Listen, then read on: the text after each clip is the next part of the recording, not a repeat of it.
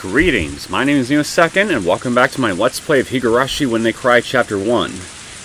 In the last episode, we discovered that Keiichi's parents went on an impromptu trip to Tokyo to discuss his father's job prospects, because apparently there was some stuff that wasn't going too well with his job, so that pretty much has left Keiichi all alone in his house. And unfortunately for him, Rena paid him a visit right as he was on the phone with Uishi-san, telling him about all the telling the guy about all the suspicious things that he's been seeing lately, behaviors and the like from Rena, some of the other members of his club.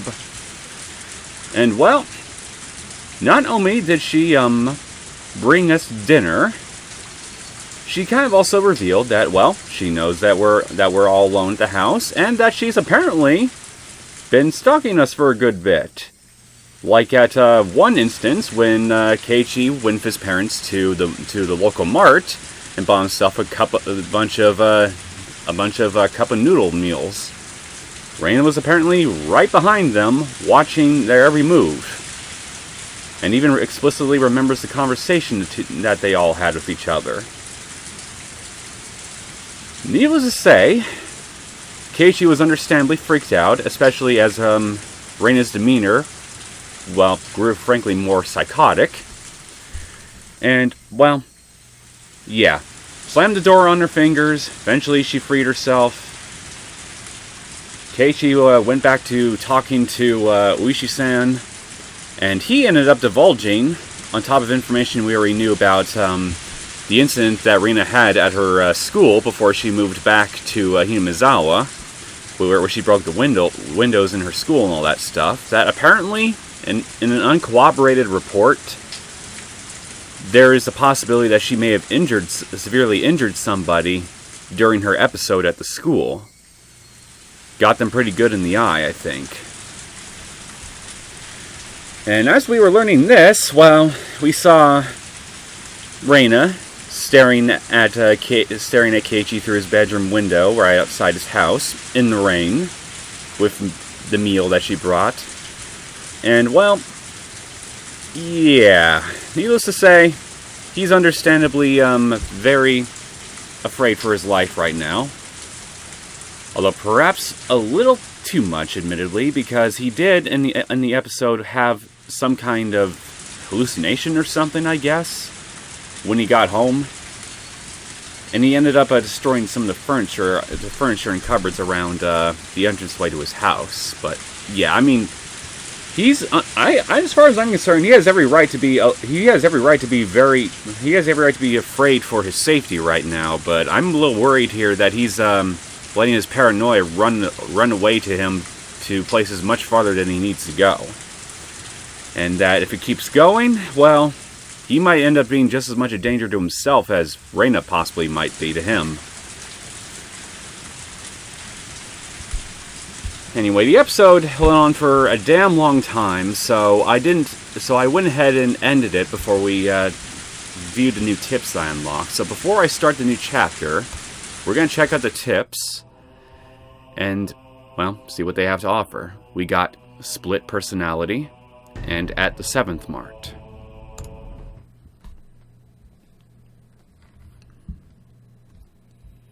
I see it in movies quite often, but what is it exactly? Multiple personalities are thought to be escapism. In a nutshell, that's what it is, yeah. Multiple personality disorder is a form of escape? Correct. The exact mechanism is not fully understood, but it's believed to be a type of defense for the brain to retain mental stability.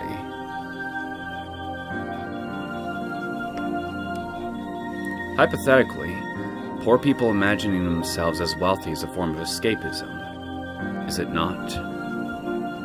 Well, under the technical definition of escapism, yes, it is.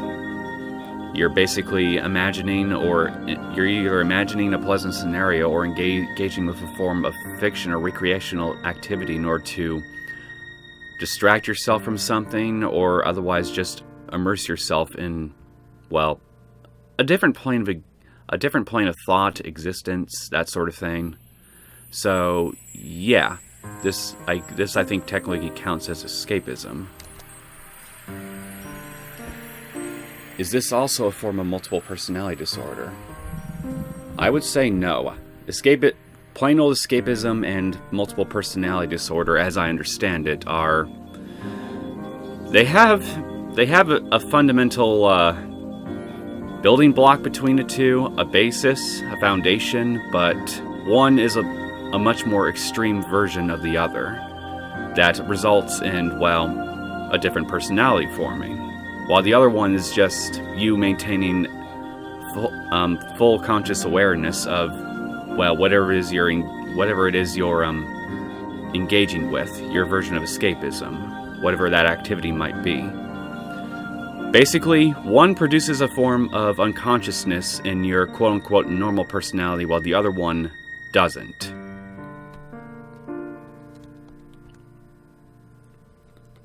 I wouldn't go that far, but broadly speaking, one could infer that.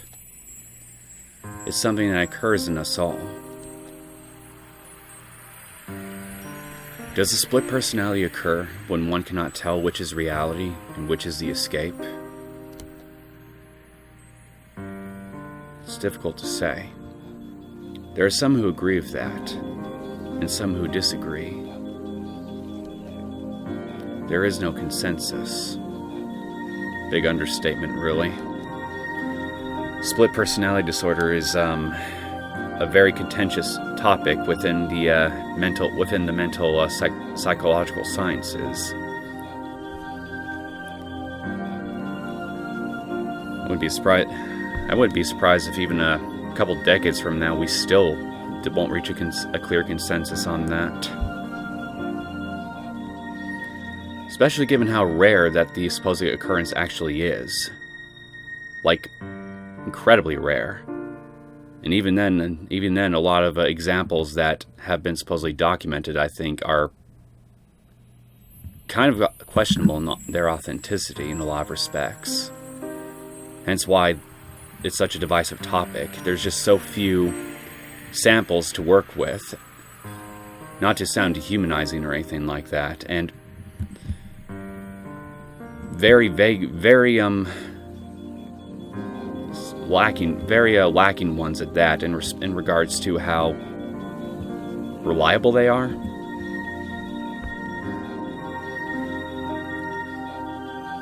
Then the occurrence of multiple personalities is still an unknown phenomenon, something not fully comprehended in the psychiatric field. Unfortunately, that is the current state of things. We can only put our hope in future research. But, it's sort of cool having a split personality. I certainly wouldn't think so. I would kind of hate having to deal with multiple periods of my life where I have noticeable blank spots in my memory, along with dealing with the fear that I might have ended up doing something or saying something at certain points that I'd have no conscious control over. That thought honestly would terrify me. Not being in control of myself like that. What kind of people get split personalities? Recent studies find that those who develop it, or rather those who are more susceptible to developing it, may be genetically predisposed or may have had abnormal mental development. Some say that childhood abuse increases the chances. This game was made, half a decade ago, as of me recording this? My current knowledge on the research behind this stuff is very minimal, admittedly. But I do wonder what the exact advances have been. What exact advances in this research have been made since this game was made? Like in-depth advances. Someone I'll have to look into later. Speaking of which, Person A here experienced abuse as a child, didn't he? How sad. Person A has 7 different personalities. 7, huh? Let's watch a video of him. Right after these commercials. You're doing it again, game. You're introducing serious topics of discussion and then throwing commercials right at the end of it and just creating massive mood whiplash. I don't know how to feel about it other than a slight sense of discomfort. As weird as that sounds, like, or maybe that's what they're going for. They're trying to just throw you off emotionally to where you feel kind of uncomfortable about the sudden mood whiplash. In which case, well, you succeeded.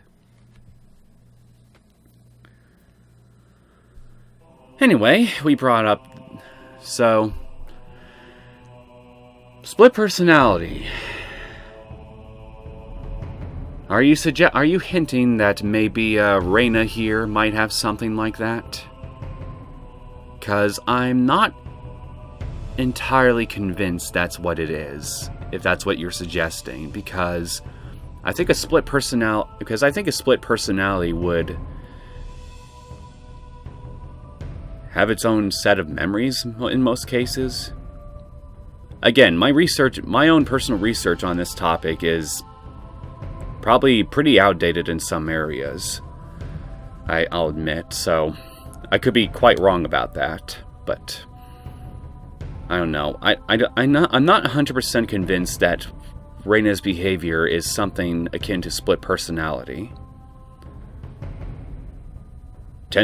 Something relating to intense mood swings, maybe, but yeah, I need something more concrete before I give the split personality angle with Rena more consideration. Anyway, I'm pretty sure I know what this is going to be about right here at 7 marked. But the question I have to ask is, are we going to be viewing this from Keiichi's perspective or Rena's?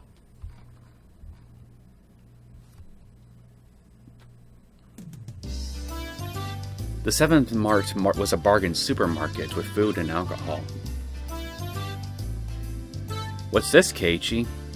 Keiichi's perspective, then. So many. There's no reason to get all the different kinds, is there? I flopped all the different colored cup noodles and noodle bowls into the cart.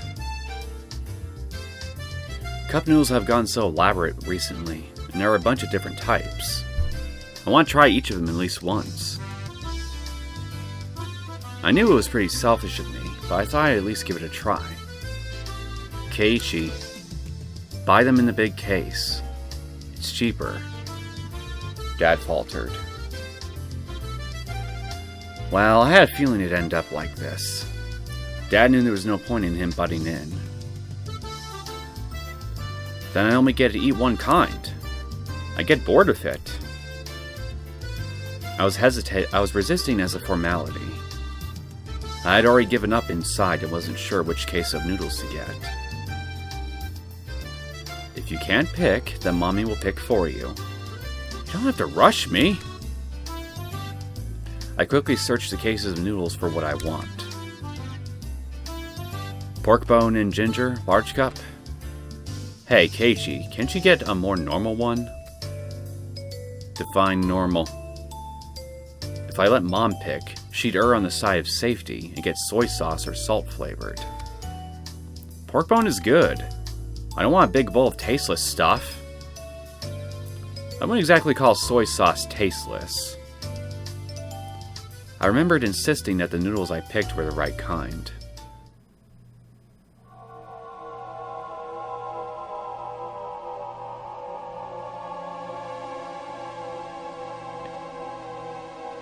In this frozen memory and time, this encapsulated world, I didn't have the power to look around my surroundings. So, I did what I could and reached out with my hearing and vision, sharpening my senses to find the presence I overlooked. No matter how much I searched through my field of vision, I couldn't see Rena. I rewound the situation, searching. But of course, I couldn't find her.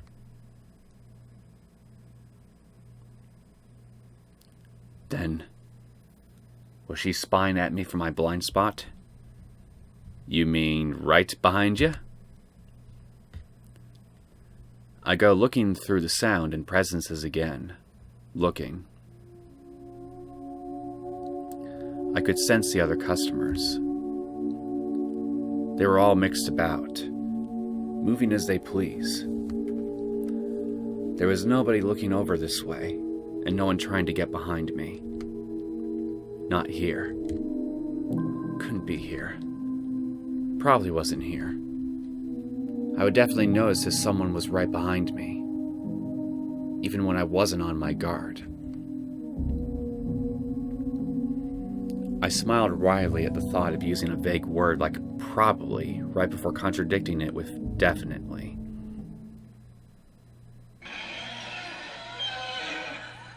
Then, I paused my mental replay as a chill ran down my spine. There was definitely a presence like a shadow behind me. That was a terror unlike any other. If a presence really had manifested behind me, I would definitely have turned around to check for it. But the world had moved on, and there was no way for me to turn around. While carrying that frightening shadow on my back, I was gleefully running around the store searching for a case of noodles.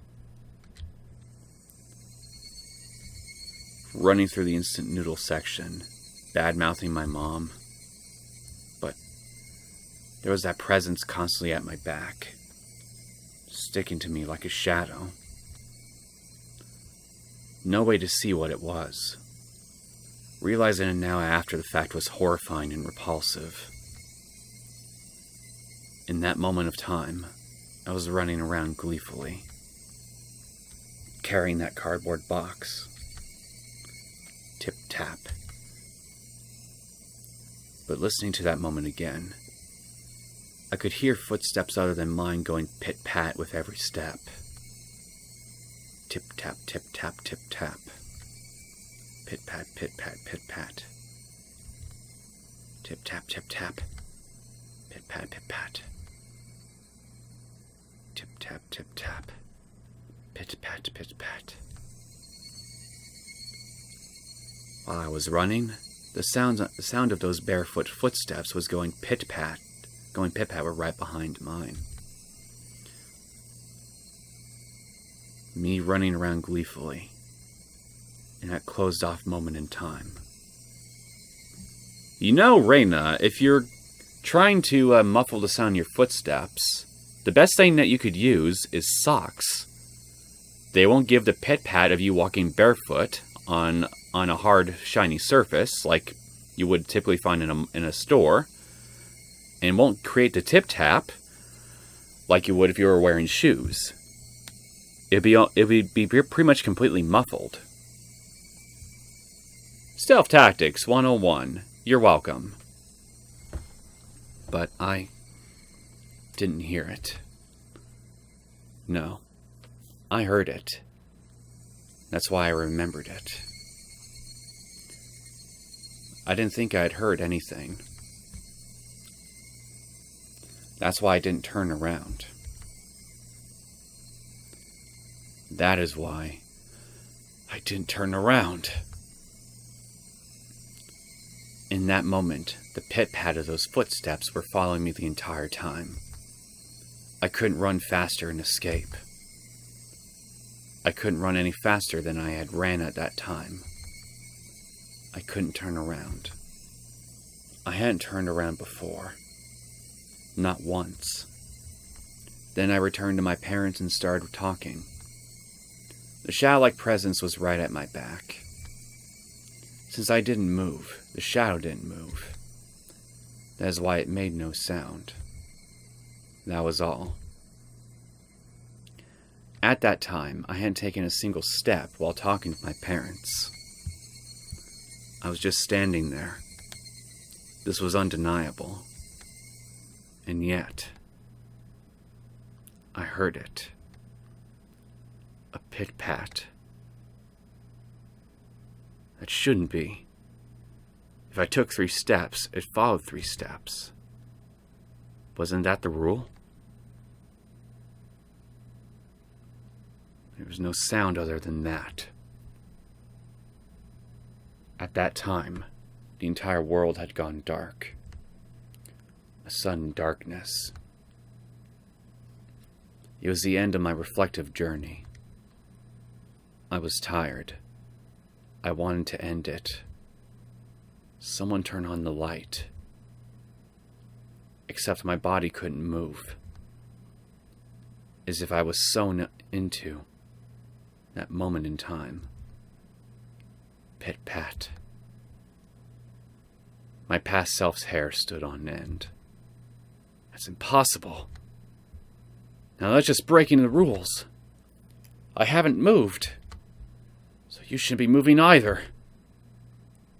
I couldn't move. So you shouldn't be able to move either. Follow the rules. Pit-pat. Yet that sound echoed in the darkness once again. The hair on the back of my neck pricked up on end. It was so close that it was hard to tell whether it was touching the hair or not. Why couldn't I move? Like how the presence was moving behind me.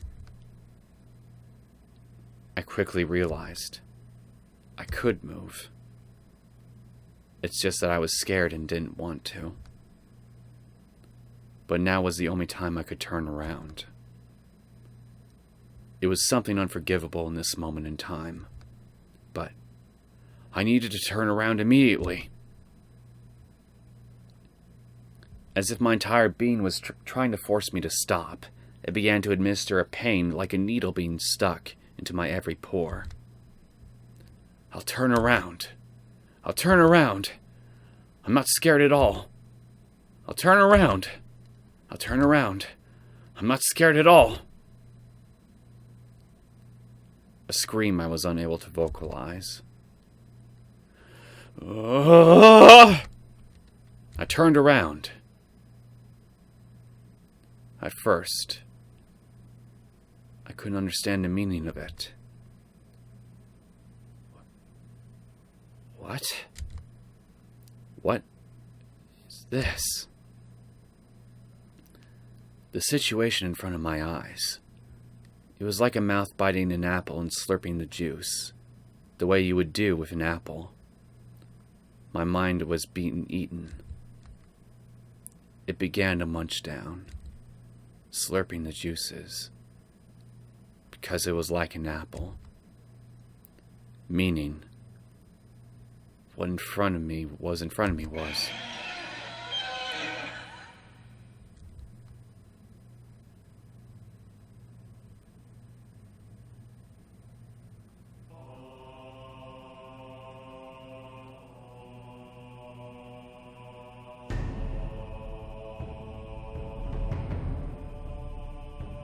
I guess there's nothing wrong with a little dose of nightmare fuel before we start the chapter proper.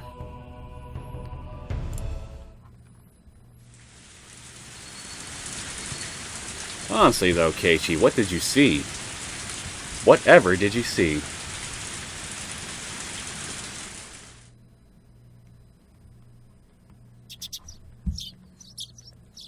I guess I'd be lying if I said I didn't get any sleep. I tried to stay awake all night, but there were definitely gaps in my memory. I guess I kept nodding off and jerking awake in a panic all night. I spent all night hugging the metal bat and sat on top of the futon I used to barricade my door. Waiting. Watching just in case someone tried to break in through my window.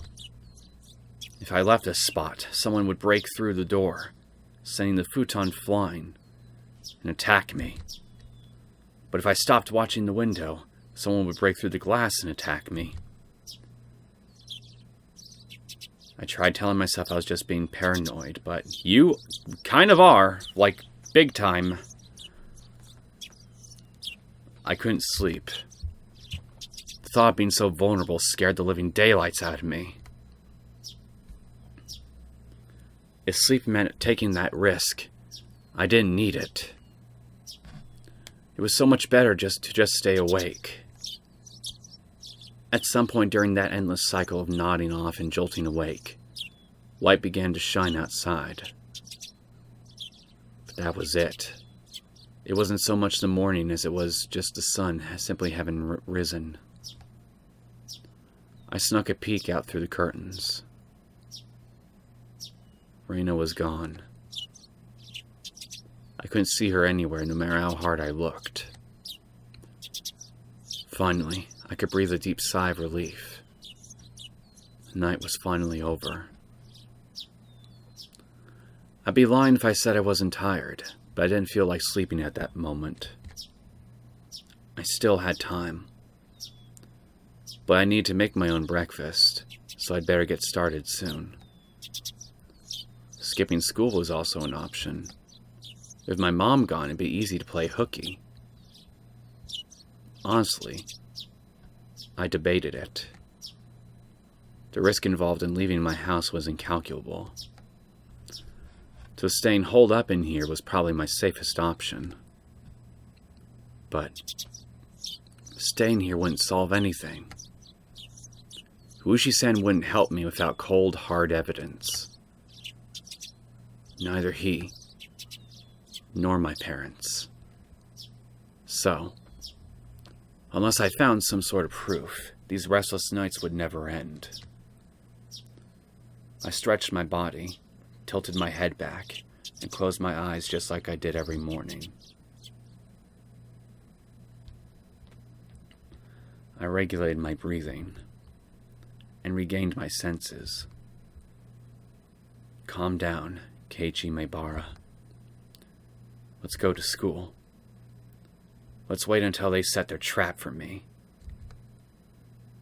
But that didn't mean I was just going to twiddle my thumbs. I needed to avoid that trap and secure irrefutable evidence. Take note of the plates of any car that drives by. I don't think you need to go that far. Just take the license plate numbers of any white vans that you see. If I see someone suspicious, check their clothes and face. I wasn't just protecting myself. I was preparing myself to turn their attack against them and retaliate. Just make absolutely sure that if you decide to retaliate, that you're retaliating against the right targets. That's all I suggest, Keiichi. The tension was similar to when two samurai were both aiming to slay each other with a single motion, as they drew their katanas. I was not at a disadvantage. I would have a chance to retaliate. I finally felt a bit of courage growing in my chest. All right, let's go to school. I tightened my grip on Satoshi's bat. He was the only partner I could count on. Satoshi, please lend me your strength. And entrust your dying regrets to me, since you were probably murdered. I'll make sure I dispel them. With renewed resolve, I checked the clock. It was still early. Of course, I was going to school by myself today. If I didn't want to run into Rena or Mion, I needed to leave now. The shattered fragments of the cupboard were still strewn all over the entryway.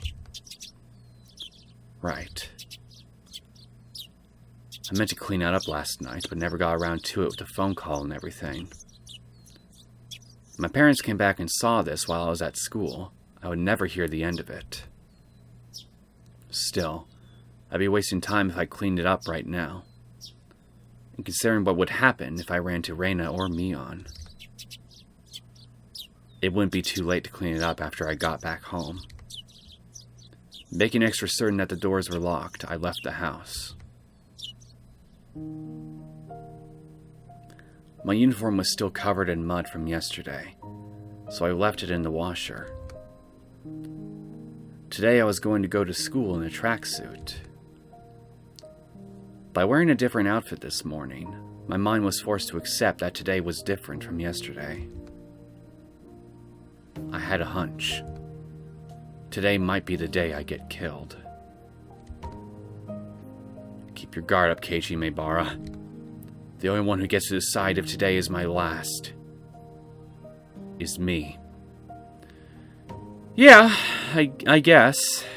And I guess in most respects that's true, so that's why I strongly suggest that if you do retaliate against anybody, make sure that you're retaliating against the right people. Don't go overboard now, like you kind of seem like you're in the middle, like you're about to do. Yeah, I have a nagging suspicion that things are not going to end well, and soon. Call it a gut feeling. I spent the morning practicing my swing like it was my natural routine. After a while, Rena arrived at school. Our eyes met, but we said nothing. Rena said nothing about last night. As if it never happened. But I could see that those events were real by the wounds carved into her fingers. I bet the rest of the club members are going to see those wounds and ask what happened, and, well, worst case scenario, they're going to deduce that you may have had something to do with it and come and confront you. So, in which case, well, brace yourself for whatever's coming your way, I guess.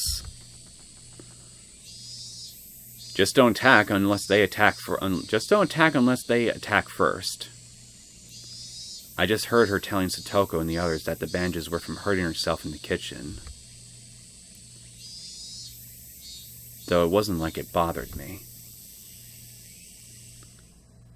The details that Ushi-san shared about Reina's incident before her transfer played vividly in my mind. Now that I knew about it, I couldn't even dream of Rena as a cute, ideal girl. Good morning, Mion. Kei-chan, I see you're still aiming for the nationals. It was Mion. I had already sensed her approach, so I wasn't that surprised. Oh, Mion. If you understand, then leave me alone. I'm busy practicing. I gave her a curt reply without my usual jokes. Then I gave the bat an even larger swing, tactily keeping Mion from getting any closer. Hey Kei-chan, take it easy. I think Mion got the message, but she still urged me to give it a rest. Homeroom's not that far off, is it? Just let me finish practicing. I swung the bat even harder as a sign of my refusal. Kei-chan, when did you get into baseball? Just recently. Recently? You mean yesterday? Don't ask if you already know. Oh dear. That's a very unsportsmanlike reply. You're distracting me. Go away. I ignored Mion and kept swinging. Normally she'd get mad or bored and leave if someone gave her the cold shoulder like this. But Mion just stood there, waiting patiently for me to stop swinging. I didn't sense any hostility. But we were at school, in plain view. I doubt she'd suddenly attack me here. Or was that too naive? Well, it'd be pretty damn bold of her to attack her in front of the entire school population, I would think. Still, I was starting to get tired. Maybe it wouldn't be so bad to take a break and hear her out. You need me for something, right? What is it? Sweat poured from me as I stopped swinging. I noticed my shoulders were heaving as I breathed. I cursed my lack of exercise. At this rate, I might not be able to move as needed when the time came. I should probably keep practicing my swings to build stamina, in addition to the excuse for carrying the bat around with me. Well, it's nothing important. If you're tired, I can ask again later. Now is fine. I'm only dealing with you right now because I judge this situation to be safe. Talking to you alone and away from the others, that's out of the question. Well, Mion was uncharacteristically trying to choose her words. But unlike Uishi-san, it didn't look like she was going to talk about something I'd rather not hear. Mion was puzzled, trying to find the right thing to say. But then she gave a hearty laugh to break herself out of that mire. This old man's just no good at this stuff. Having a poor vocabulary hurts. I can relate. What's this all of a sudden? If you have something to say, just say it. Stop it. Stop that swinging. She cut straight to the point. But how will I get to nationals if I stop swinging? Her request was so frank, I didn't understand it for a moment. I'd already stopped swinging to listen to her, hadn't I? I just stopped, didn't I? That's not what I meant. I want today to be the last day you swing that bat. I'm sorry. Because, let me guess, it's Satoshi's bat? It took me some time to understand what she was asking for. What's wrong with swinging a bat? Why? It's none of your business, is it? I'm not bothering anyone, am I? You are. Mion said it flat out. This didn't make any sense, and that was really irritating. Well, if you stop to think about it for a second, you'd realize that you probably are coming off as a bit, not unhinged necessarily, but, well, that something is clearly off about your behavior, especially with how intensely you're swinging that bat. And I mean, think about it. You only just started doing this just yesterday, so yeah. Just think about it from the average school-goer's perspective here. Did I bother anybody?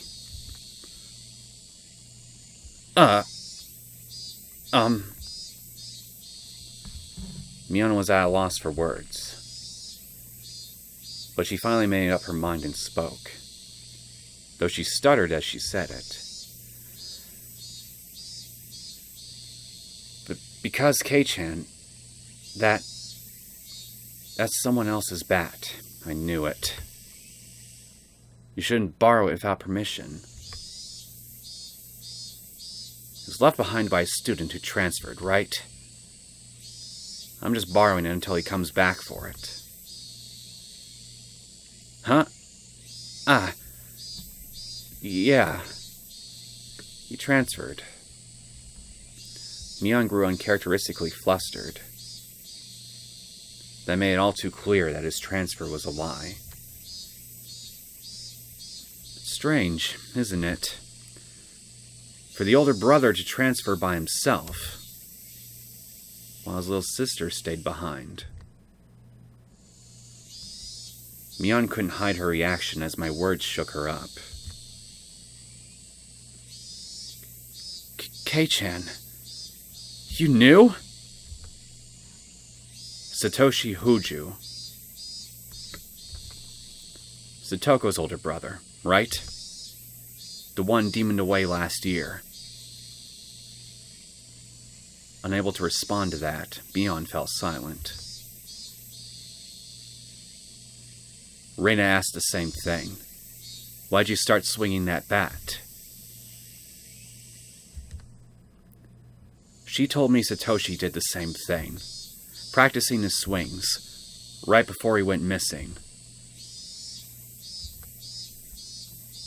So, is this some kind of omen for Orishiro-sama's curse? Shh! Mion panicked and looked around. Please, Kei-chan, don't mention Orishiro-sama so recklessly. I don't believe in him, but the others very much do. Rena especially. Dangerously so? Anyway, you're scaring everyone. Not as much as you're scaring him. If you're just fooling around, then stop it. You have to stop acting like Satoshi. I was the one who was scared. What do I have to thank for taking up this bat in the first place? Who do I have to thank for taking up this bat in the first place? But still unsettled me knowing that my actions were overlapping with Satoshi's. It would be one thing if someone suggested it, but I thought I was making my own decisions. I'll say this now. I didn't know anything about Satoshi. After all, you didn't tell me anything about him. We didn't mean to hide it. Now that's a lie. You were hiding the incidents that happened every year, weren't you? That's because we didn't want to... You didn't want to scare me. That's your reason for leaving me out? No, we didn't mean to... Mion, I asked you directly if something happened at the dam, didn't I? And you told me nothing happened! When someone was dismembered and murdered! You lied to me! I'm sorry. I didn't mean to lie to you. Friends don't hide things from each other, right?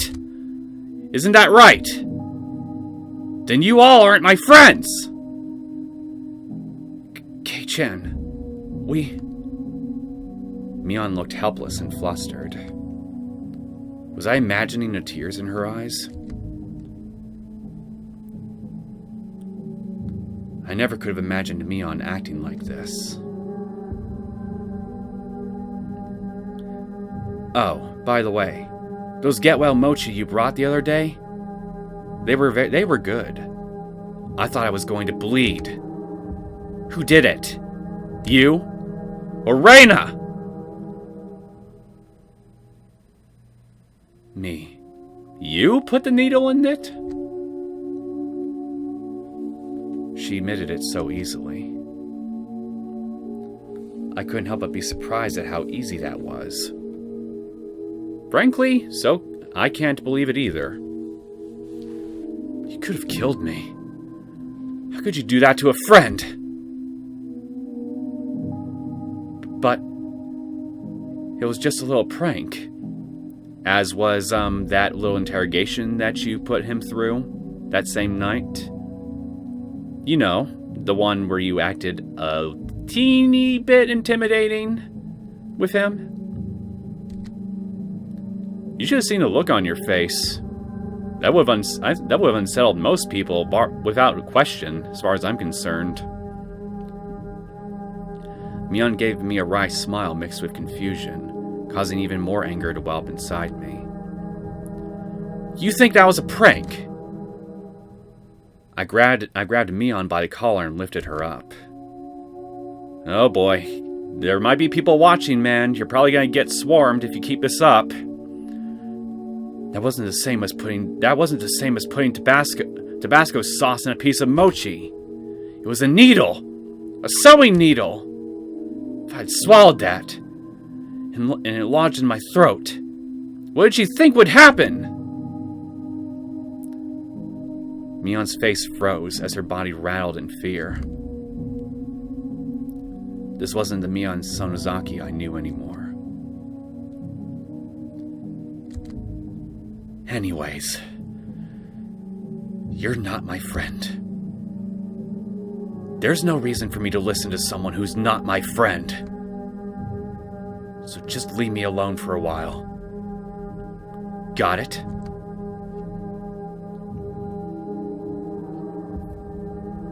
I can't imagine how... I can't imagine how Keiichi looks right now, and frankly, I imagine that anyone looking at him right now, including Mion here, who's got a front row seat to it, is probably feeling very, unsettled. It won't be that easy to erase me, The cops have been on to you from the start. So don't think you can make me disappear like you did Satoshi! I said it clearly.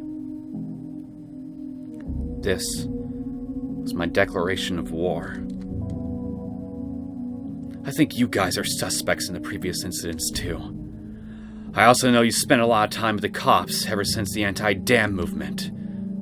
Don't think you can hide it from me. Got that? How did you... know? Mion stood there with a dumbstruck look on her face. That was when I heard the principal ringing the bell for school. It was time for morning homeroom. Let's go. The class representative needs to be there, right?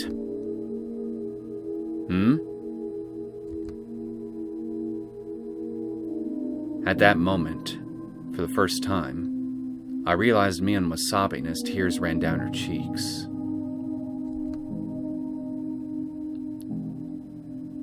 You're so mean, Kei-chan. Me. I wanted to console her, but I shut my mouth. I had no need to feel guilty.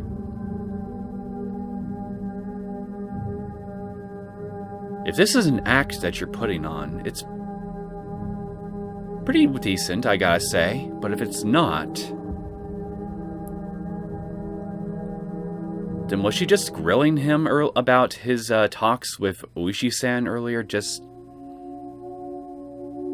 for some less benign reason, and she's actually telling him the truth, that the needle really was just a prank? I got no hard evidence here to really give that possibility any sudden weight, but given her demeanor right now, I'm feeling doubts.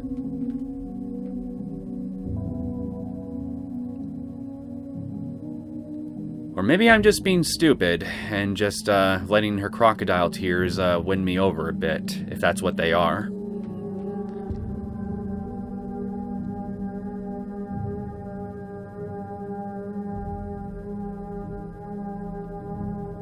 I don't know what to think right now, so let's just continue. I'm going. Don't be late for homeroom. I left Mion, still shaking, as I turned around to head for the entrance. I had no idea how troubling it was to make a girl cry. Behind my back, I could hear her muttering. It was a faint mutter as she was speaking to herself.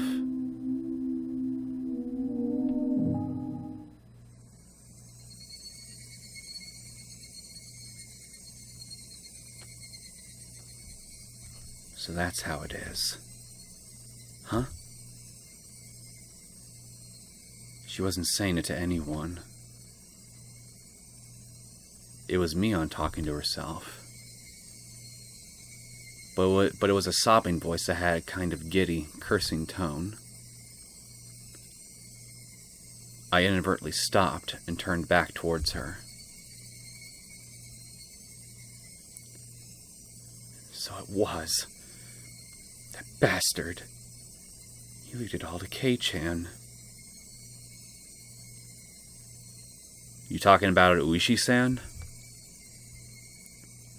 She balled up her fists as their tears continued to rain down. She glared at a spot at the ground with a terrifying, yet smiling face, cursing. A chill ran down my spine from that demonic expression. This transformation, Mion's transformation, was different from Rena's. I should have killed him back then. He forgot the mercy I showed him just because he was going to retire this year. What are you saying, Mion? Retiring this year. Was she talking about Ushi-san? Damn it. I'm going to kill that damn old man.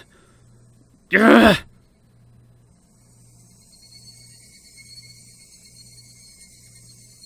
Okay. At first glance, this does sound very implicating, but she might not mean it literally. Wanting to kill Uishi-san. She's understandably, well, again, assuming that this isn't an act, and that maybe both me and Keiichi were reading into her prior interrogation to me a bit too deeply, then she's probably just still feeling very emotional, and she wouldn't actually, gut the old guy to death here if given the opportunity right now. I don't know about Rena, though, but Mion, I guess I can't deny that there is a possibility here that maybe I've read too deeply into things here a bit. And even now, it'd probably be dangerous for me to do that even here, despite what she's saying.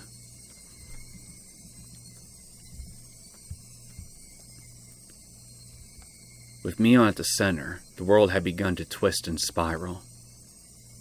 Bending. Whirling. And I think you're going to end up taking this as a straight-up confession, aren't you? This was the first time I experienced such a visage. Rise! Attention! Mion made up an excuse for her red eyes by saying there was something wrong for contacts. She wears contacts? After that, neither Rena nor Mion spoke to me for the rest of the day. Neither Satoko nor Rika-chan looked me in the eye. Strangely, I didn't feel hurt. Everything had just went back to the way it was. The month since I transferred in had been almost too much fun. That was all. School was supposed to be something like this to begin with. I should have disliked that feeling. But today, it felt oddly refreshing.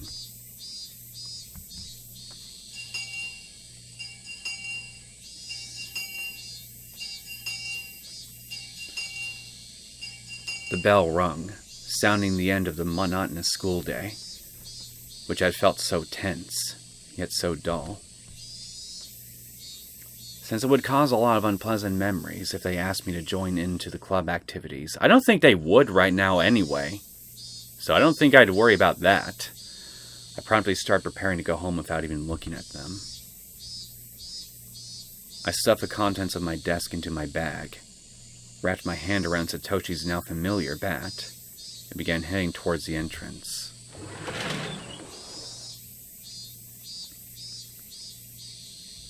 I was assailed by both the exhausting relief that nothing had happened today, and the tiring possibility of the same thing repeating tomorrow. But, deep down inside me, far beneath, in the recesses of my heart, achingly, I knew this would be the last day of this cycle. I couldn't tell how the ending would be. Whether it would end as I wished it to end, or if it would end as I hoped it wouldn't. Well, something's ending all right. I know that much. After your confrontation with Mion and what happened with Rena. Regardless, my current state, there was something more important than how things would end. There was something I wanted to know. Why did I have to be killed? How did it come to this? Why? For what purpose? The sunlight was relentless. The sun, the heat, even the air. They wouldn't give me my answers. Or could it be that the cries of the Higurashi were desperately trying to tell me something? Somewhere, mixed in with their shrieks, Tomotaki-san and Satoshi were also probably trying to tell me something. I simply hadn't been able to realize it yet. When I do realize it, I wonder if I will be amongst the Higurashi fruitlessly crying to the next victim. Glancing down at my feet, I saw a Higurashi on its back, spasming weakly. Weep. There was still much of the summer left, yet this one was already chirping its last song. I couldn't tell what it was saying, no matter how hard I listened. But I had to try. I had to try to listen to what it was desperately trying to tell me.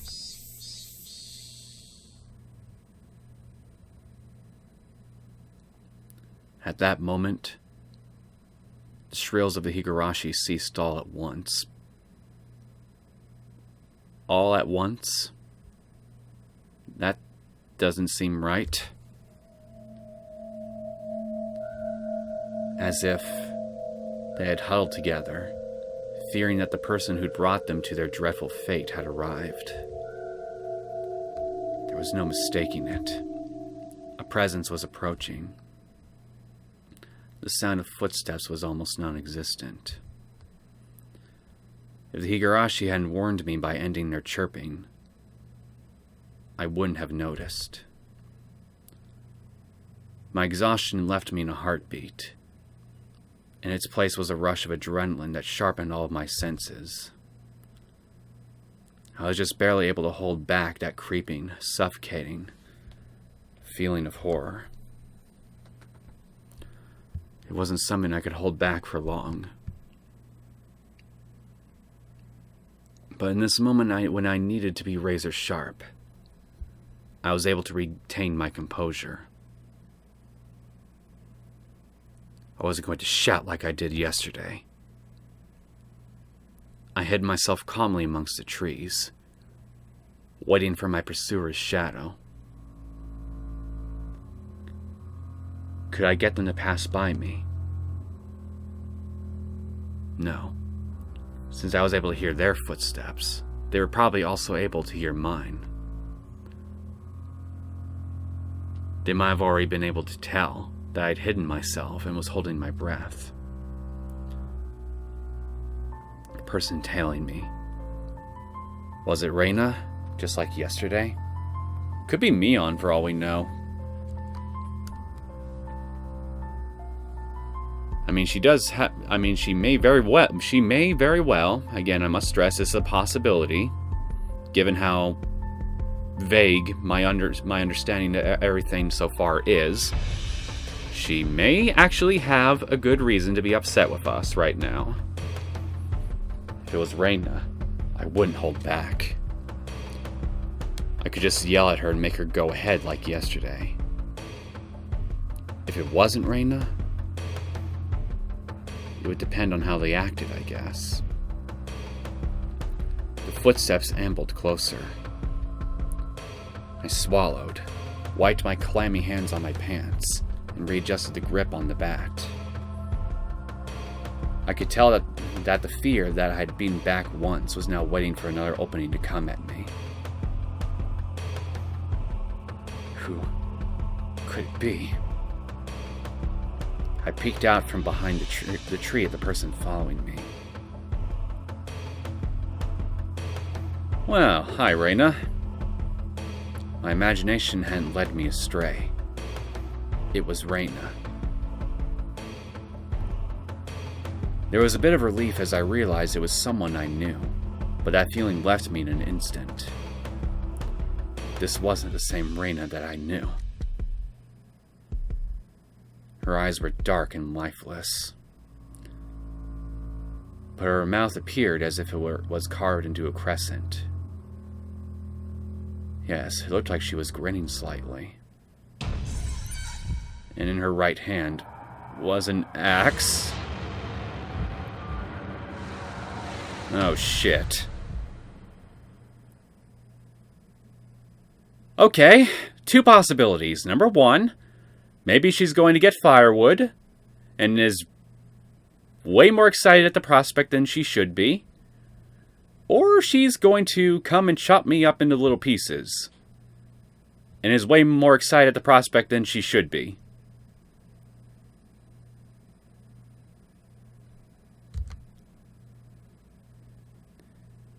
I hid myself behind the tree once again and recalled the unbelievable sight I just saw. What was that just now? The embodiment of terror, laid bare. Baseball, practicing my swing. There were tons of excuses for me to be carrying a bat. But for that axe? There was no excuse for that. An axe. Just like that? Keiichi-kun, oh god, she's looking for me. For you. Are you playing hide-and-seek, hide-and-seek? I wonder. My heart was pounding. Hard enough that I had trouble breathing. What little composure I had been able to hold on to was now crushed. In its place, cold sweat gushed forth, covering my entire body, letting me know precisely what kind of emotion I had taken hold. Not good, not good, not good. I wasn't able to hide myself completely. She already knew I was here. Were you trying to scare me, I wonder? I could ask you the same question right now, to be honest. I decided that it would be better to reveal myself now, since there was still space between us, than to allow Rena to come any closer. I adjusted my grip on the bat again, readied myself mentally, and stepped out from behind the tree.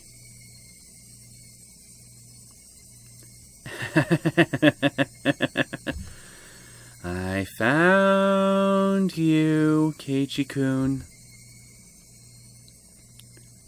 Rena was pleased that she found me, eliciting a mysterious giggle. Her mouth was smiling, but her eyes told me she was displeased by the fact that I had been hiding.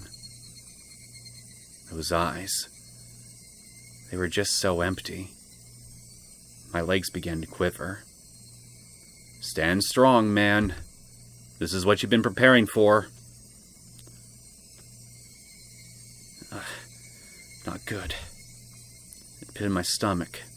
Some sort of viscous hot and cold substance began spreading around.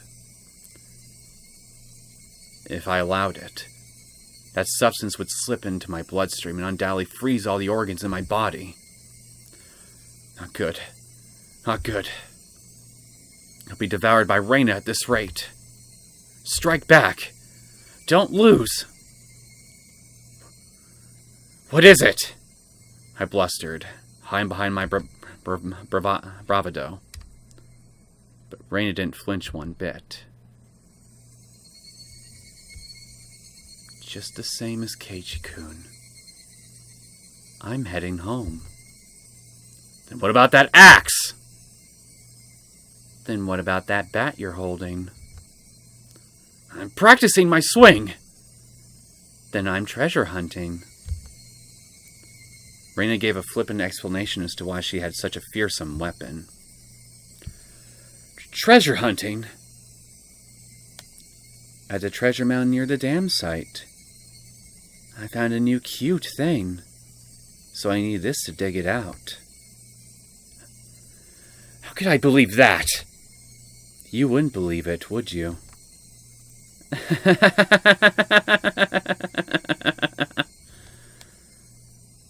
Rena's laugh was obviously very strange. I'd seen Rena's transformation many times before, but the one today was completely different. Like her mischievous tone and the shrewd glint in her eyes. It wasn't something that roundabout. I'm not sure what to say. It was just so obvious. Wait, Keiichi-kun.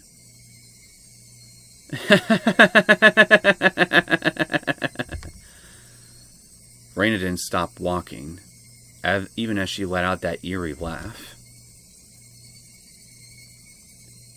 Whenever Rena got too close to me, I would scurry away and turn back towards her. This cycle repeated over and over. No matter how you looked at it, I was being chased by Rena and was trying to escape. Don't follow me! I can't do that. My house is this way, after all.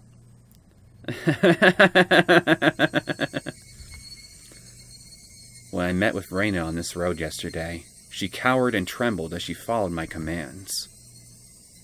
But today was different. Rena didn't show a hint of trepidation. Actually, wasn't I the one who was cowering? Yes, actually. If the way home for Rena and me was the same, that's fine. I just changed my route. That'd work out, wouldn't it? I turned onto a side street I'd never been down and knew little about. But Rena saw me do that and followed me while laughing. Now you have no excuse! Why? Why? Aren't you going home? Just go home down the street you normally do. Why would you follow me down this weird little side road? Those thoughts screamed in my head, eventually spilling out of my mouth. Why are you following me? The tone of my voice was already tinged with terror.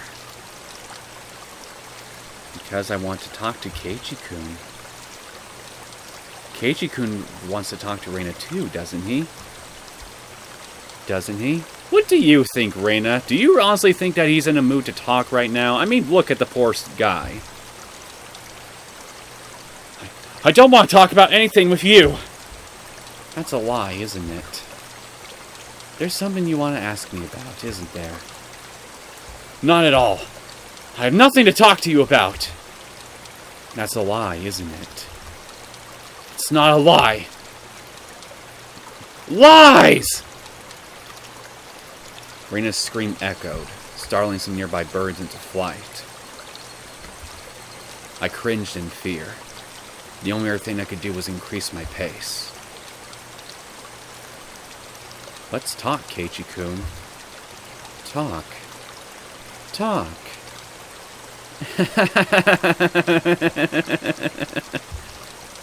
Why was I running down this unfamiliar and deserted street? If I were you, I would try to find a way to do a roundabout 180 and get right back to the nearest populated area. Doesn't Keiichi-kun have something he's worried about? Nothing at all. I'm not worried about anything. Lies!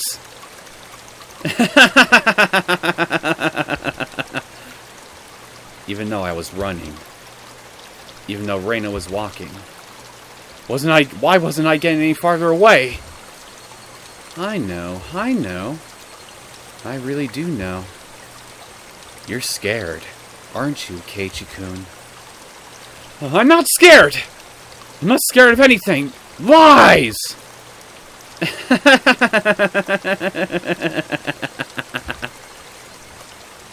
My breathing grew heavy, and it felt like my legs were giving up from beneath me.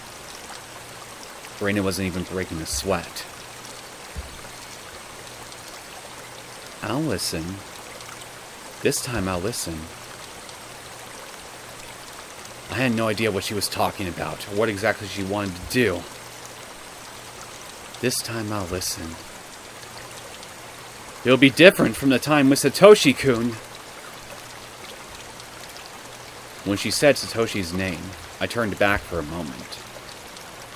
But even as I did that, Rena was still advancing.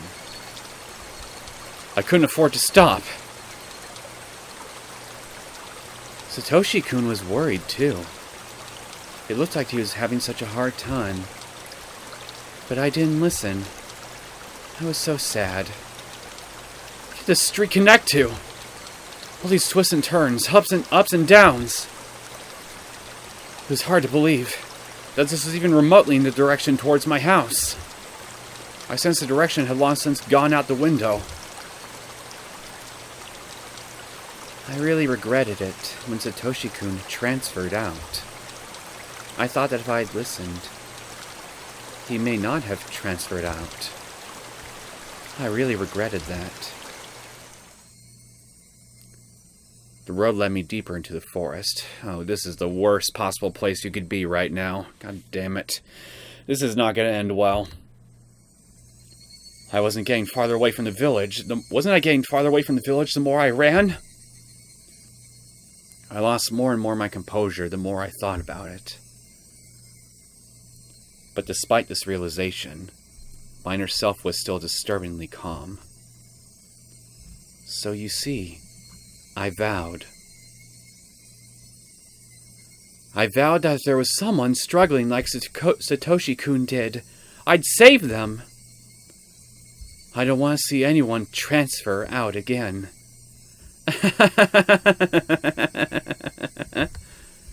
Damn it! What does transfer even mean? I won't let you transfer me! I won't end up the same as Satoshi! Come on, Keiichi-kun. Talk to me. I'll be able to understand you, Keiichi-kun. I'm your ally. I started wheezing, out of breath. My lungs were so hot that they felt like they were going to explode. My heart was beating as hard as it possibly could. I should have practiced running instead of my swing. I couldn't even afford to scoff at that stupid thought. If Keiichi-kun doesn't have anything to worry about, he'll go back to normal. Everyone will be back to being friends, and we can enjoy club activities again. Next time we'll team up and beat Mi-chan.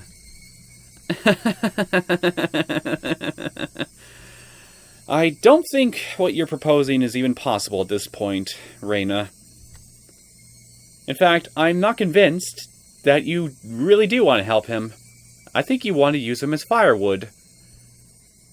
Probably to make s'mores with. Yeah, how much fun would that be? Rena couldn't even imagine how much I wished I could turn back the clock on these past few days. You could be nice to me again, too. I want to go searching for treasure again. This time I'll prepare a nice lunch. Actually, we could just go right now. Let's go up the dam site together. I'll show you the cute thing I just found.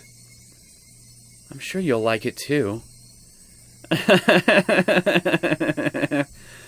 What is the cute thing you found anyway? Somebody's severed head?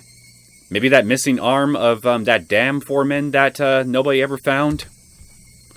That'd be something. My footsteps made pathetic flapping sounds as my legs wobbled and faltered. Hot on my heels, Rena's steps were sharply breaking twigs underfoot. I had to accept it. I was on the run, being chased by Rena. If she caught me, it was all over. I realized it instinctively. I couldn't even begin to think of what the end would entail. I might, and I'm beginning to think it might have something to do with that rather unsettling opening cinematic that we witnessed at the beginning of this whole thing. I wonder if maybe, just maybe, we're finally about to see that happen again. In which case, I guess that answers the question then. Who was the one narrating at the beginning? And who was the one doing something to the narrator? I think maybe we can guess what that is now. Just that if I was caught, it was all over. That's all I knew. It didn't matter how it was going to end. I wouldn't let it end.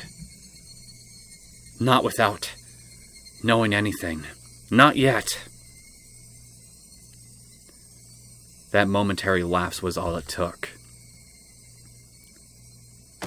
Of all the things that could have happened, then my knees buckled underneath me and I crumbled toward the ground. I tried to stand frantically, urging my legs to respond. I used my bat as a makeshift cane to prop myself up, but Rena was already standing right in front of me. Compared to me, out of breath and utterly exhausted, Rena was so cool and composed that she could have froze the air around her. She wasn't breathing hard at all. Rather, I couldn't even sense if her heart was beating. Are you afraid of something, I wonder? It's not like you to tremble, Keiichi-kun.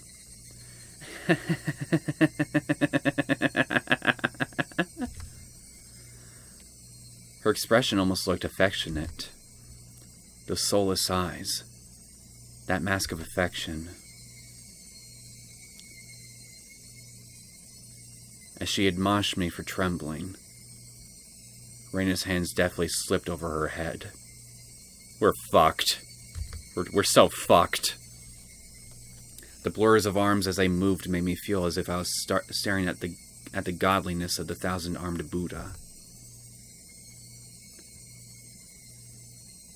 Then as both of her hands met above her head, the axe that she held came into focus. I stared up at it in disbelief. It was all I could do. Dodge, idiot! Dodge! Barrel roll! Tumble! Do something! Tell me, what happened to Satoshi? Rena stayed like that, with that axe raised above her head, and sullenly opened her mouth. It was as if she was expressing a farewell to a friend she was never to see again. That cruel scenario resides somewhere in her actions. I told you. Satoshi-kun transferred out. Enough of that transfer crap. It means demoned away, doesn't it? Doesn't it? You can tell me now, can't you? Who made Satoshi disappear? Was it you? Mion? Or someone in the village? Answer me!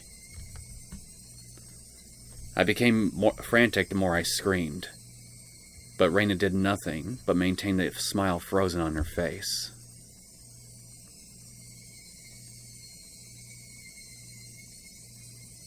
I have no idea what Keiichi-kun is talking about. You're either lying or you're telling the truth. I don't know what to believe at the moment. Because, it does look like you're about to kill me. Then I'll say, no way, so you do. Who is the perpetrator of this mysterious chain of mysterious deaths? You seem to be confused, Keiichi-kun.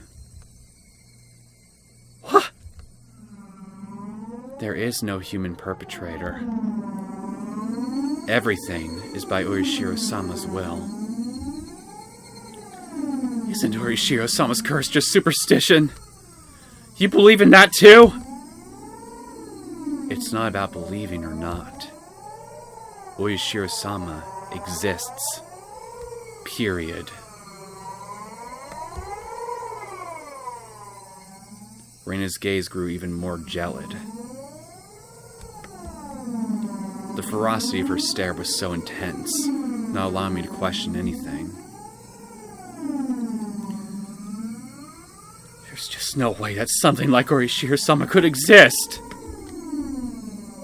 You don't believe in Urishiro-sama? There's no way I could believe it! There's no way it could exist! It exists. Urishiro-sama exists. Keiichi-kun should have felt it personally. I never felt something like that! Keiichi-kun, haven't you felt someone apologizing to you before? Constantly, on top of that?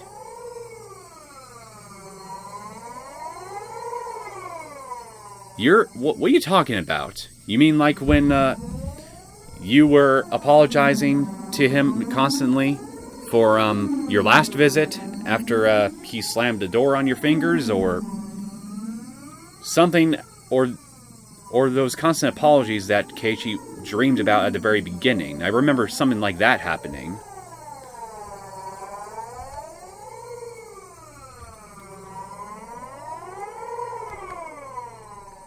All noise from the outside world disappeared. Only Rena's voice resounded, loudly and terribly. You see, until you forgive them, they'll always be with you. At school, at home, at your bedside.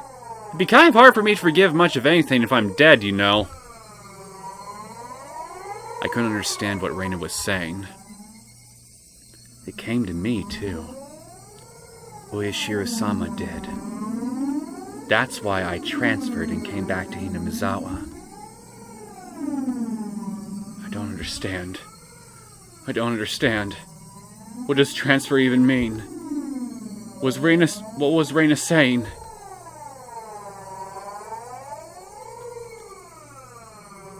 Hasn't Urishiro-sama come to you as well, Keiichi-kun?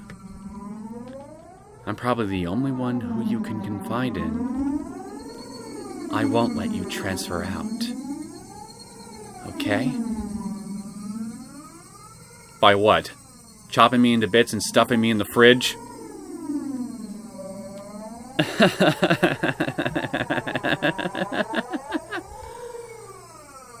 Rena's demented laughter clanged around inside my head.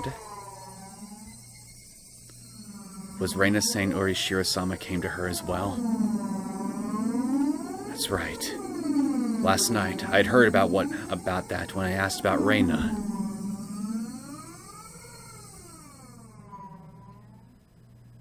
Please keep this confidential. Also, part of this may be speculation. Not all of it may be true. Are you still interested? Wuishi-san began speaking. Neither the victims nor the school filed a complaint, so there's no preliminary report. Basically, the police hadn't intervened in this matter, so all these details are just what I heard from those involved, meaning it's not that credible. You said there were victims. Didn't Rena just break all the windows? No. Rena Ryugu had attacked 3 boys, using a metal bat. 2 of them had made it out with only bruises, but the other had been injured so badly that one of his eyes was permanently damaged. Wouldn't that be considered assault? Shouldn't the police have arrested her? For whatever reason, the victim never pressed charges. There was no report to the police, so... They were beaten with a bat and suffered significant injuries. Normally there would be a criminal investigation. But why Didn't they press charges? I tried asking the 3 male victims for their side of the story, but they were all reluctant. It's hard to say, but they were all afraid.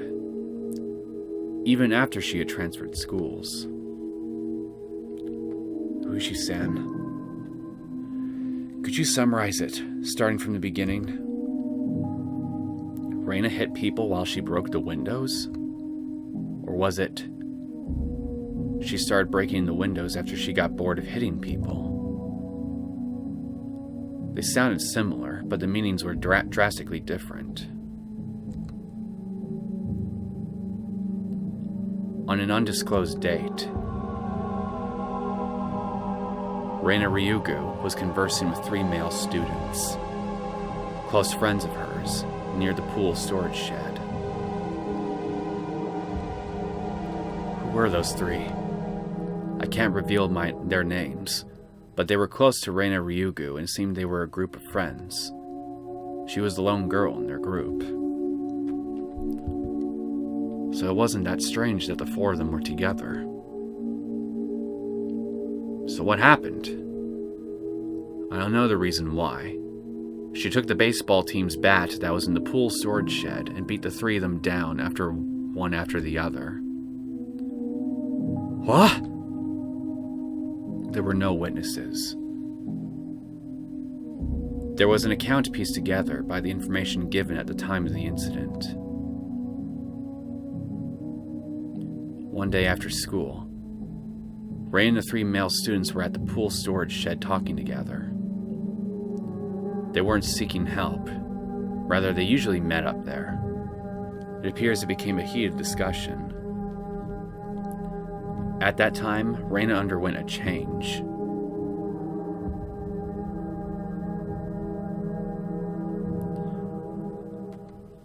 The change was so abrupt that the 3 of them didn't comprehend what was happening.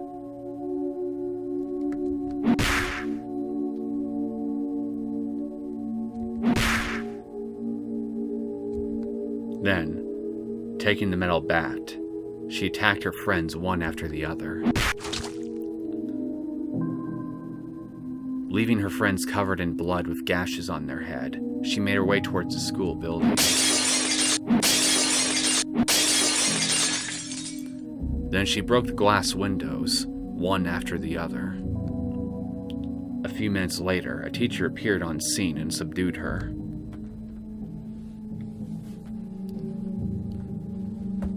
What was this change Rena underwent? What matches up in the statements from the 3 was a sudden change. The point that there was a transformation.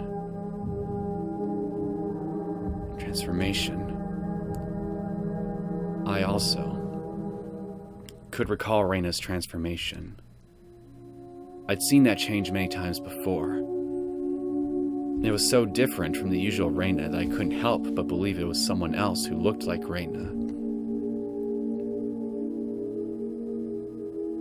The transformation they're talking about. Had it happened before? No, there was nothing like that.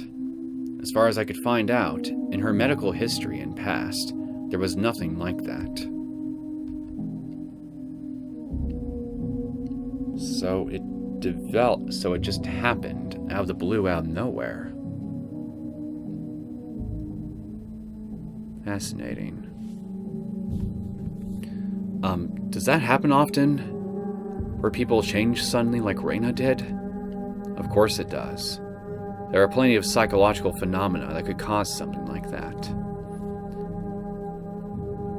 Then, you're saying there was a dormant element in Rena that caused that transformation. I cannot say that for certain, but according to the statements of her friends, it's hard to believe that she had such a side to her. Kind, caring, and adorable. Even before she transferred here, she was probably pretty popular in school like she was now. That girl transforming suddenly and assaulting him with a bat. Who could imagine such a thing? Nobody could have seen it coming. I myself sometimes believed that I was mistaken for thinking that was Rena. Even now. Then, what happened after that? There was a hospital right across from the school, so the three of them were carried in and treated quickly. What about Rena? What about the police? Why wasn't there a criminal investigation? You see, the police can't get involved unless they are called. Even though one was badly injured with permanent damage? Why didn't they file charges? That's what caught my attention as well. Either some threat or pressure was placed on them, or they had a reason they couldn't file charges even if they wanted to. We're talking about you after all. Of course you looked into it, didn't you? Well, yeah. But I told you at the beginning, didn't I? That the victims were all very reluctant to talk. They didn't want to touch on the matter. Or rather, they didn't want to be involved. Reluctance to talk. Didn't want to touch it. Didn't want to be involved. It resembled the villagers here in Urashiro-sama's curse. So it would seem. Did the teacher at that school tell you anything? A school is hallowed ground. You could say they tend to keep scandals under wraps. I didn't have a search warrant, so I had to tread lightly, you see. Then, there was no comment from the school. No. They denied the incident even happened.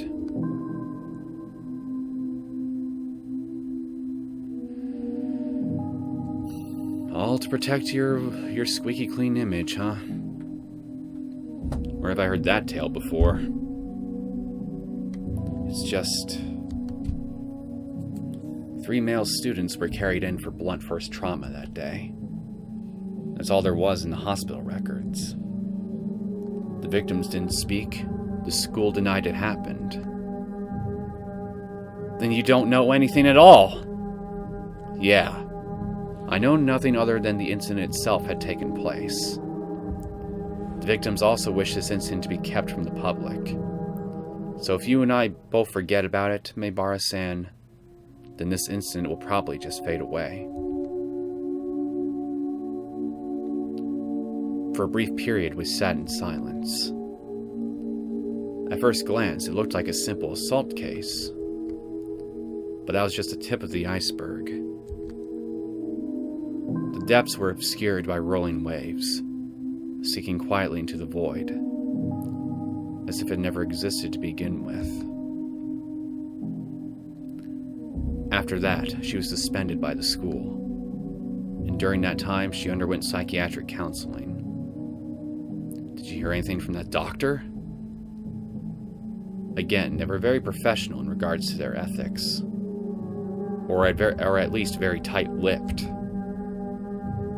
Nothing even after you showed them your badge. I was told to get a warrant. The badge itself has no legal binding authority after all. And how did you know that Rena confessed that it was Urashiro-sama who did it? There was a nurse I asked in that department.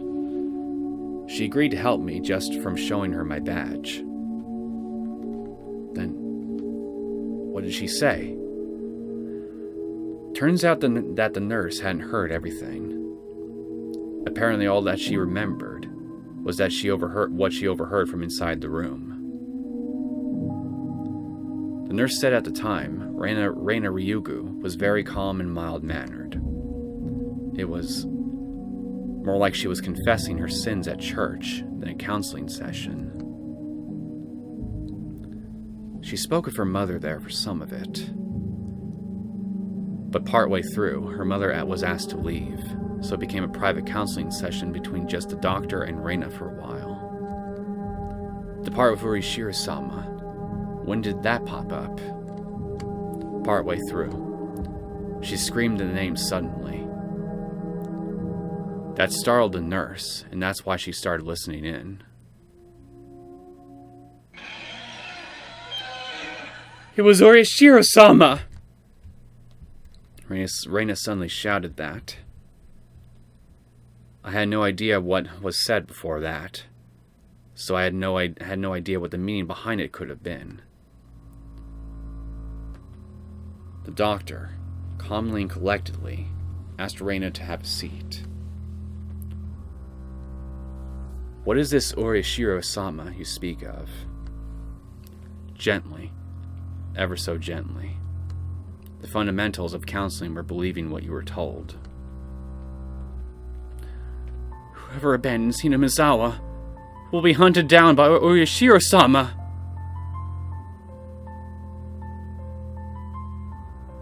Well, if that's true, then this Orishiro-sama sounds more like a prison warden than a guardian deity of some remote location.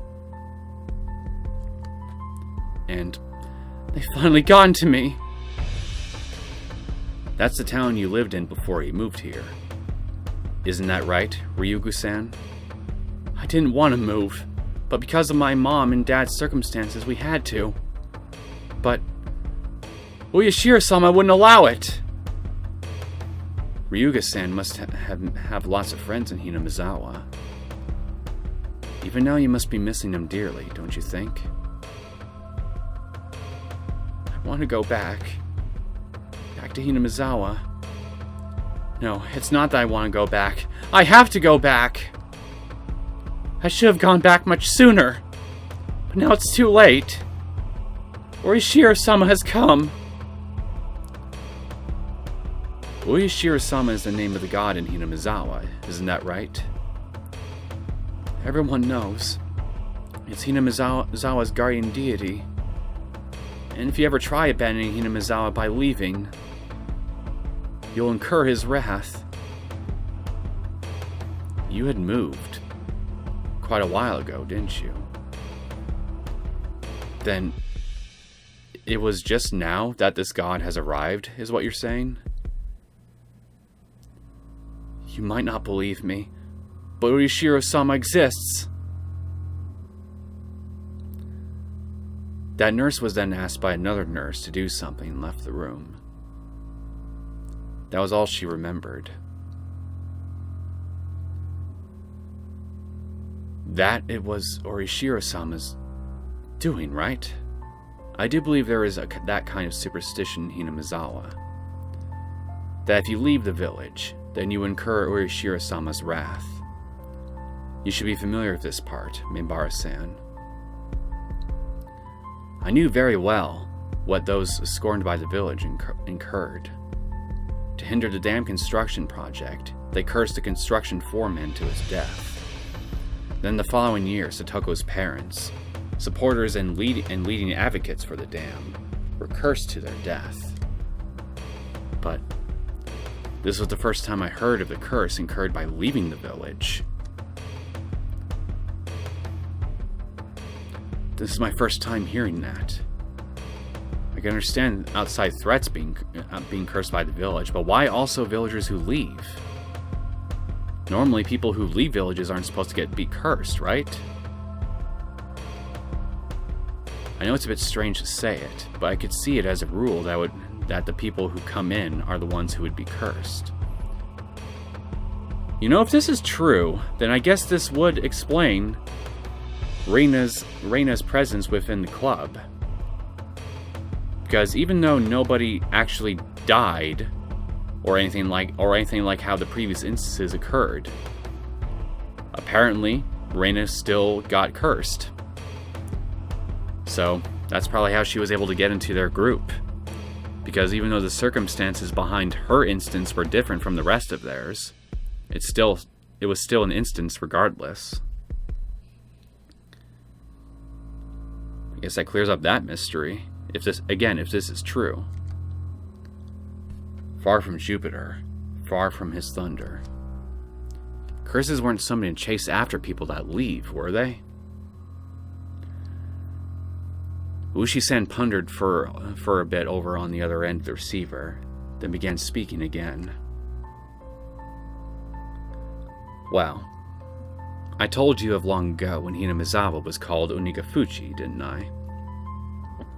I recalled hearing that. Long ago, Hinamizawa was feared and respected as the village of ogres. The villagers at the foot of the mountains worshipped the ogres, so Onikafuchi was hallowed ground that you could never enter. It came to be said that if you entered carelessly, you were cursed by Urishiro-sama. Those who set foot in Onikafuchi, in other words, Hinamizawa, would be cursed. I could understand that. I know that, but for leaving to also be no good. That's also the ogres, you see. They were being strictly watched by Urishiro-sama so we would not enter into our world. In other words, Urishiro-sama probably restricted the interaction between Onikafuchi and the rest of the world. I see. I finally understood what sort of thing Urishiro-sama was. So basically, Urishiro-sama is more like a warden than a protective deity, I guess? Again, based on what we hear, that sounds about right. Trying to keep this place isolated from the rest of the world. I guess that's how it would seem. I'm sorry, I don't know very much myself. This is mostly what was passed on to me from my grandmother. I could understand it a bit better if it was like that. That those who came to Hinamizawa would be cursed, and those who tried to leave would also be cursed. So, basically Rena originally lived in Hinamizawa and moved away. She fulfilled the requirements for being cursed. So that means, because Rena moved away against its wishes, she was cursed by Urishiro-sama. Is that what it adds up to? In short, that seems to be what it points to, I guess. As a matter of fact, soon afterwards, I did move back to Hinamizawa after all. Those who abandoned Hinamizawa and left were cursed. But then, why only Rena? Shouldn't Rena's parents also have been guilty of the same transgression by moving away and have been cursed? Fair point. Also, in this day and age in Japan, shouldn't there be a lot of people coming and going? If every single one of them was cursed, then it'd be insane. But in reality, it wasn't that big of a deal at all. At most, there would be one person dying and one disappearing on the day of the Watanagashi. I don't like saying at most, though. Well, anyways. There's a lot I still don't know. Even if it was Urishiro-sama's curse, it doesn't add up as to why her classmates, the victims who were beaten with a metal bat, wouldn't press charges. You don't think the victims were cowering because they believed that a terrible curse had befallen them, do you? Of course I didn't want to believe it.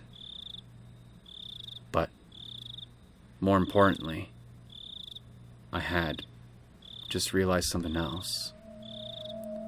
There was another bizarre connection that Rena made between Urishiro-sama's curse and metal bats.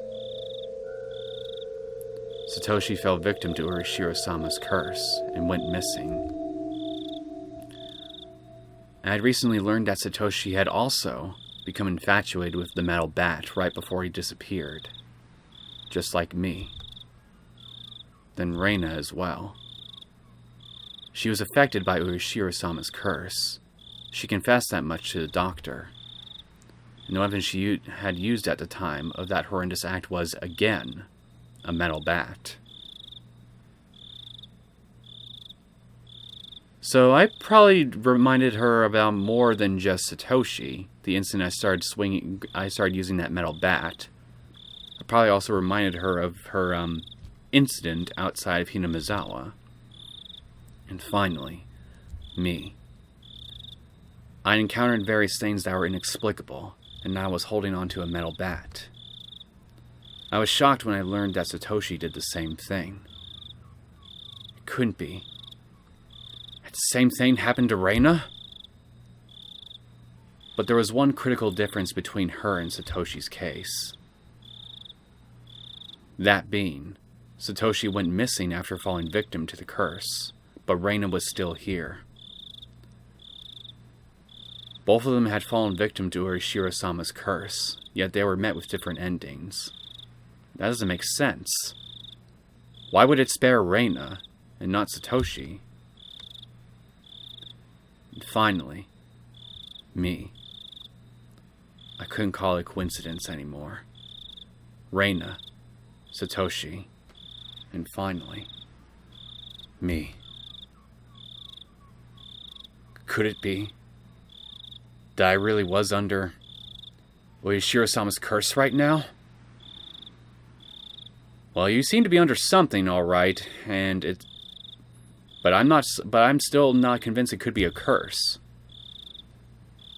No, more importantly than that. What should I do now? Oh, I don't know. Maybe dodge? Satoshi had been demoned away, vanishing without a trace. Rena was fine. Fine? Rena had undergone a change. I could only believe that there was something that wasn't Rena residing within her. And here, right now, he was standing before me. Dodge, bitch! Rena, please tell me. What will happen to me? Rena stood imposingly, not answering. Satoshi disappeared, but Rena didn't disappear. So, what will happen to me?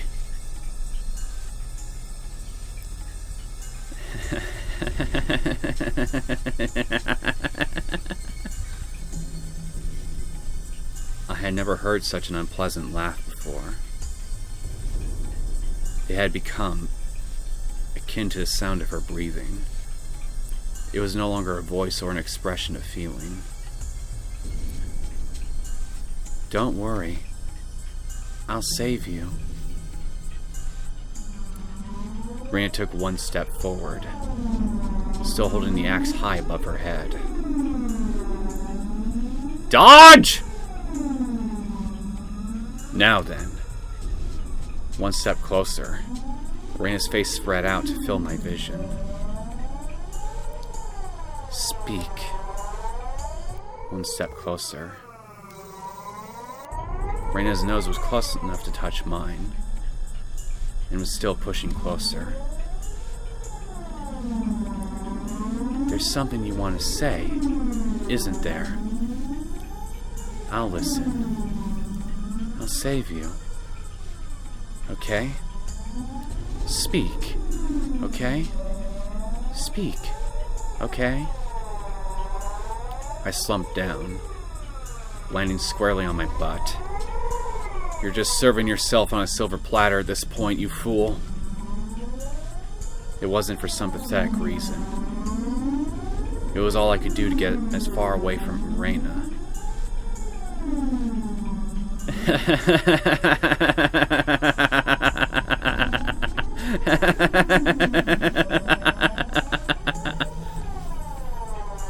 I had the gut feeling that I couldn't let her laughter end. Because when that laughing ended, the moment I picked up on that feeling, my body moved by instinct.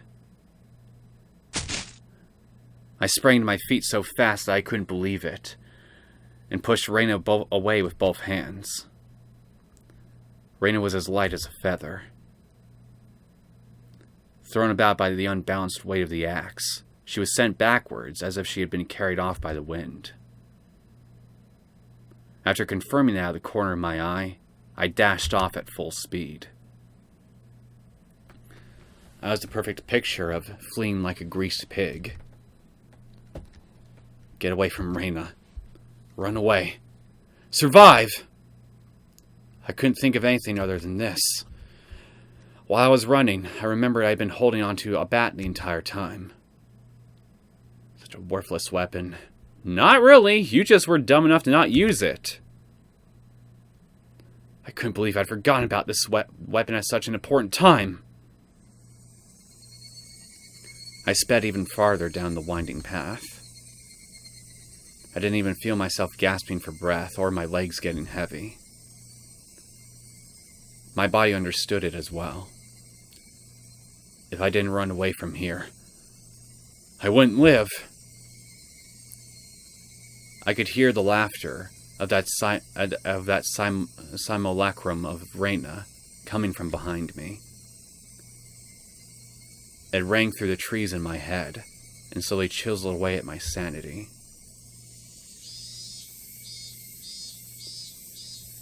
We're gonna die at the treasure spot, aren't we? What a perfect place for her to hide a body. The grove of trees thinned out, my field of vision suddenly expanding. Where was this? For a moment, I was bewildered by the scenery I felt I knew, but couldn't quite remember. You're at the dam construction site, I quickly realized. It was the dam site. The fact that I dashed madly and ended up in a place like this gave me a bad feeling, like I was following someone's scripted plot.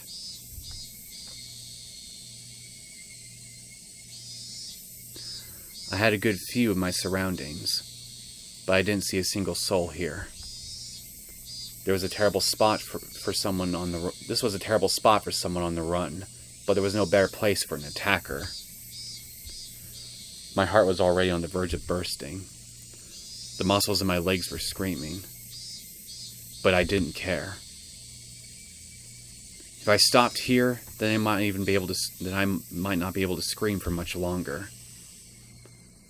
Even still, I glanced back, looking for an excuse to rest.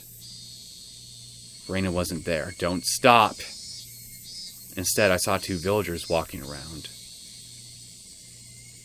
I breathed a sigh of relief that it wasn't Rena, but a third party. Except the voice inside me rang the alarm once again. Villagers walking around weren't suspicious in of themselves, but it bothered me. They both wore rough-looking clothes. Empty-handed, they definitely gave the impression that they were just out for a walk.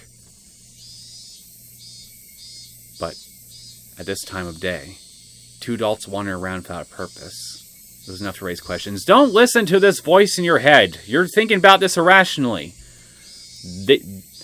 Unless they attack you or something, if you try to approach them or something like that, just assume that they're help. You know for a fact that there is definitely someone who is undoubtedly dangerous right behind you with an axe. Just take a chance. But more than anything else, those eyes. They weren't chit-chatting like while walking. They were both silent, heading forward, looking in my direction. I'd still try talking. Was I at the end of my rope and had finally started imagining things? I should run away. That was probably the best choice. I disagree. You're just guaranteeing your death at this point. If they weren't involved, I'd lose them easily by running. If they're part of the group after me, then they would come running after me. Either way, unless I hurried up, Rena would catch up with me. That's right. I was going to run. Don't do it, you fool! Deciding that, the moment I began to turn tail, both of them rushed towards me, as if they knew exactly what I was thinking.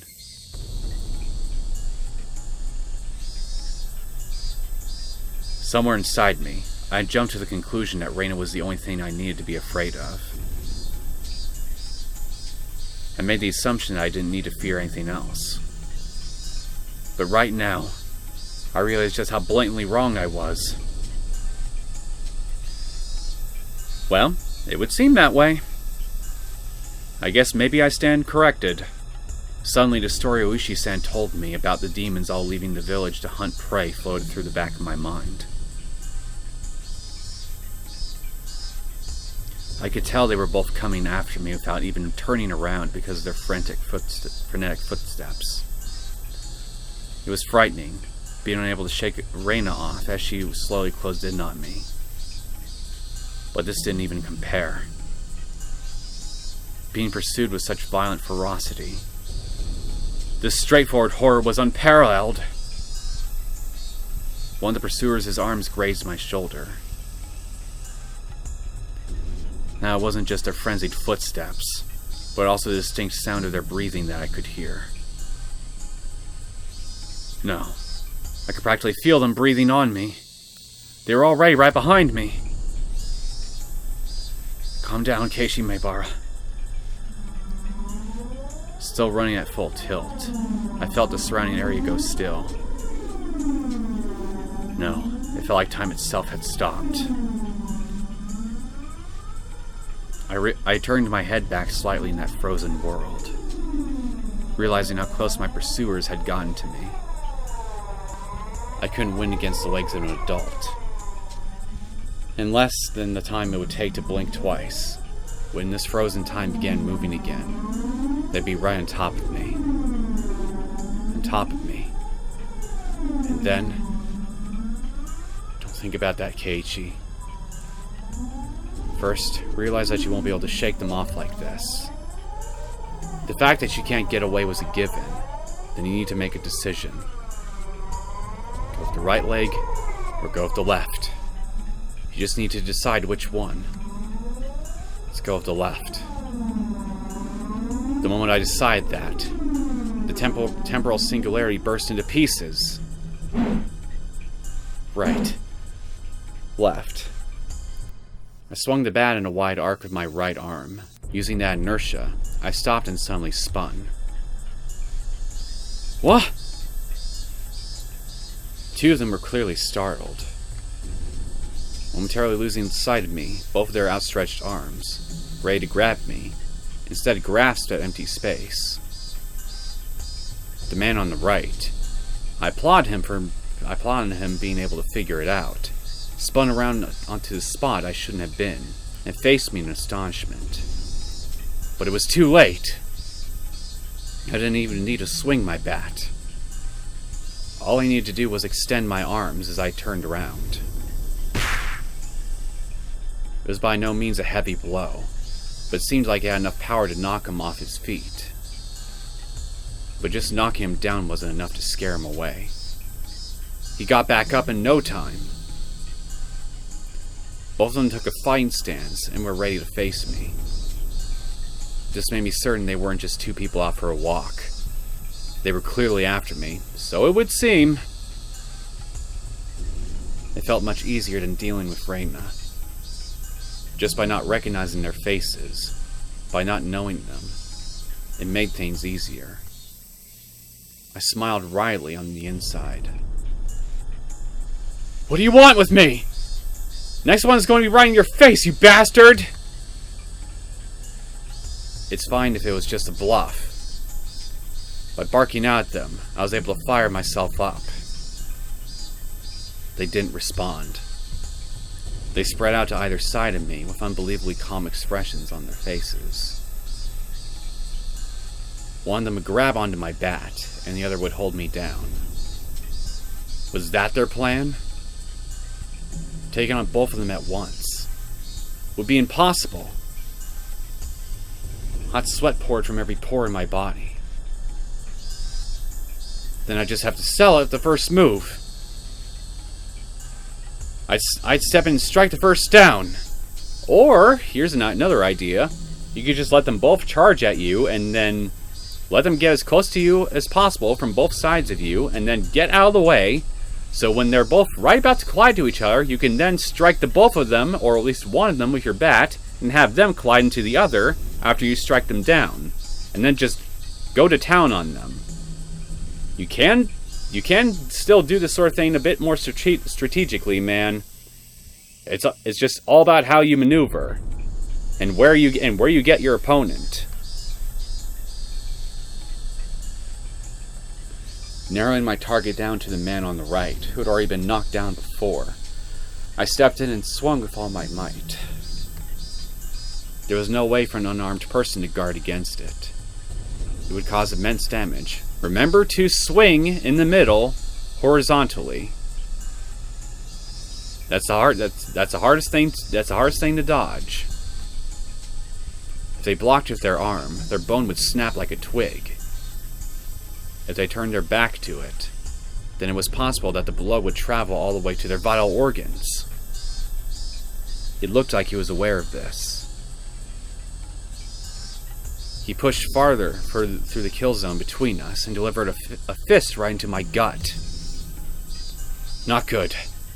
With this distance, in this position, and in this state, there was no way for me to dodge it.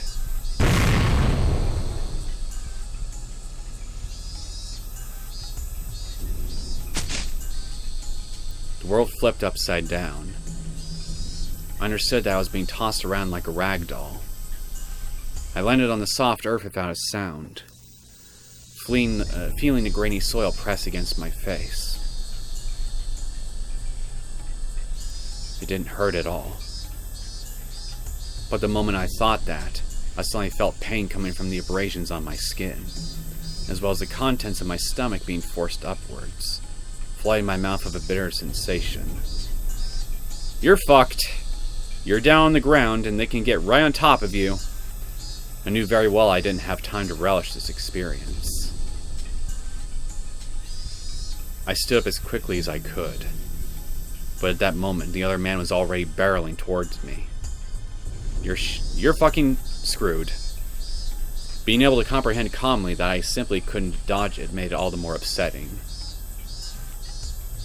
After plowing into my stomach full force once again, my assailant twisted around behind me and locked his thick arm around my neck.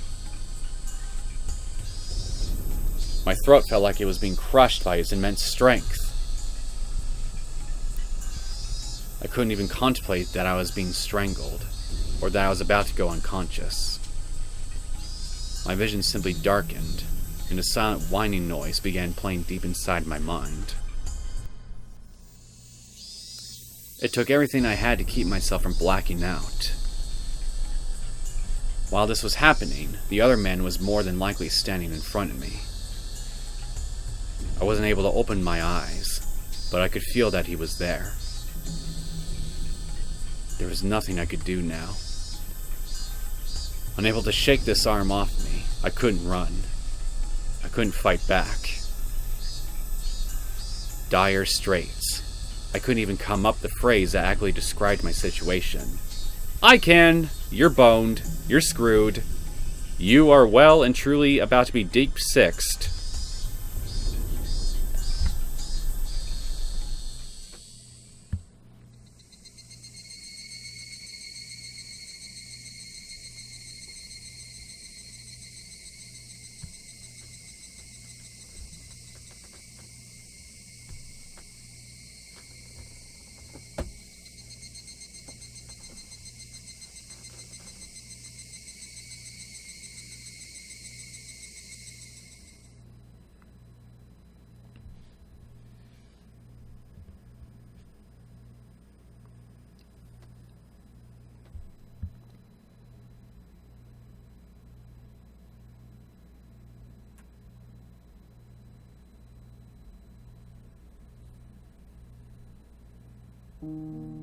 A familiar ceiling. I'm alive? And this is my house? How? Or am I just dreaming? Is this one final peaceful dream that I'm experiencing right now, and that the instant I wake up, somebody's gonna be standing over me, ready to chop me into firewood to use for s'mores? The smell of the bed and pillows. I knew them well. Was this my room? Normally there wouldn't be anyone in my room besides me, but their presence made me spring wide awake. When I did that, pain shot throughout my entire body. Please be his parents. Oh God! Feeling alright? I think you better just lie down for a bit. Why was Rena in my room? Good question. I got another one that we can add on top of that. Why hasn't she chopped me into firewood to use for s'mores? Blood began to surge through my muscles and my capillaries. But Rena's smile belonged to the Rena I knew well. I knew I shouldn't let myself feel this way, but I relaxed thinking that this version of Rena was safe. Why am I? Don't you remember? After losing consciousness, nothing at all. My body had become more lethargic than I could ever have imagined. I guess that would be the expected outcome after exerting everything I had back there. I tried to at least clear my head, but I just couldn't shake the sluggish feeling out of my mind. I called the doctor. He should be here soon. What doctor? The doctor to show you exactly how to sew off my fingers? Very precisely? I think you better just lie down until then. I wasn't injured seriously enough to merit calling a doctor. As far as we know. But knowing that someone impartial was coming was slightly reassuring. Why am I here? I'm sure I was at the damn site. That's what I want to know. What happened? You were right behind me, weren't you? Didn't you see some two burly men barreling into me and pulverizing me and choking me like a chicken? When I got there, Keiichi-kun was already passed out. That's why I'm the one who wants to know. I was attacked by two weirdos. As I talked about it, I finally remembered what happened right before I passed out. Recalling that memory and the terror that went along with it caused the fogginess around my head to clear right up. Let's forget about those two for now. I didn't expect Rena to be nursing me. I didn't either. In fact, I'm still not sure that this is even reality that we're looking at. I thought Rena was trying to kill me. Well, maybe if not kill me, then maybe chop off my arms and legs, so I just be a quadriplegic, and then just keep me inside her home. So, you know, the only chance I'd have to maneuver around would be to move around like a caterpillar, or roll around like a, I don't know, not quite a snowball, but something that can move fast enough while being rotund enough to roll around like a human torso.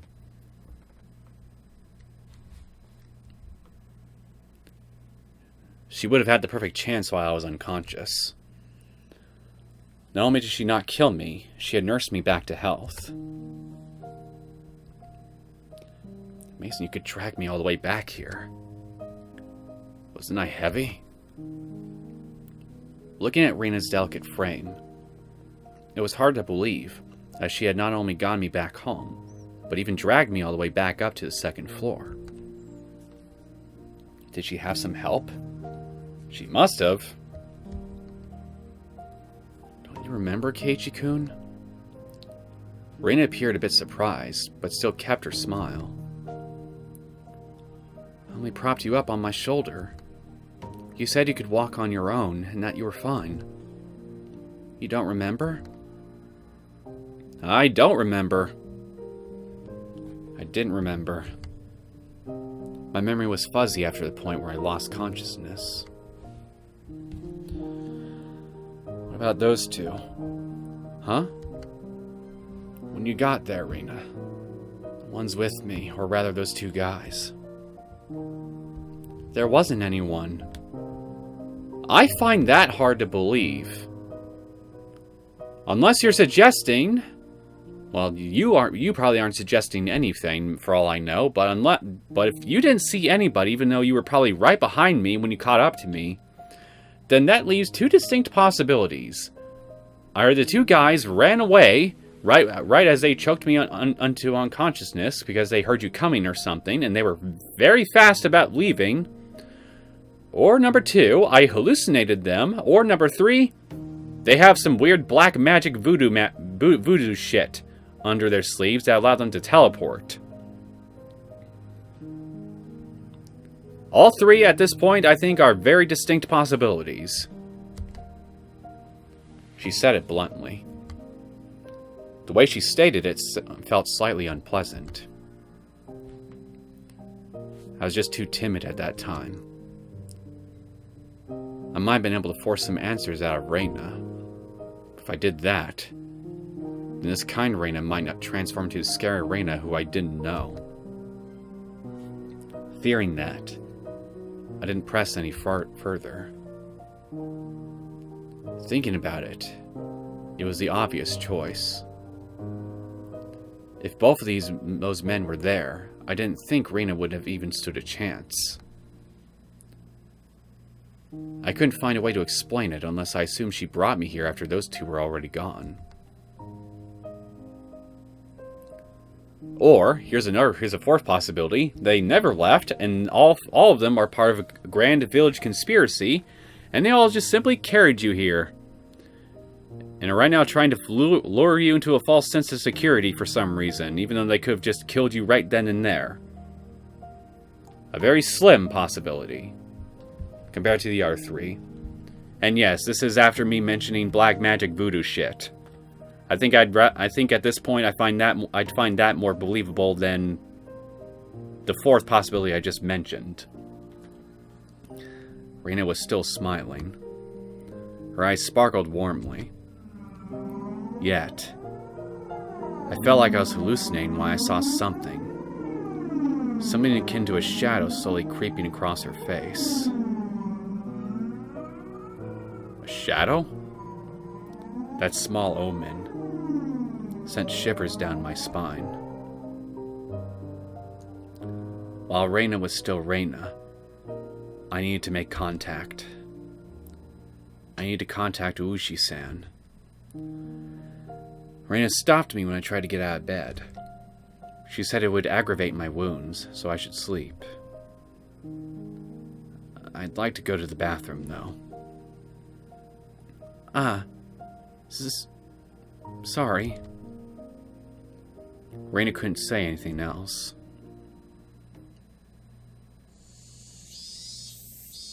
While Rena stayed in the room, I quickly went downstairs to get the phone receiver in the living room.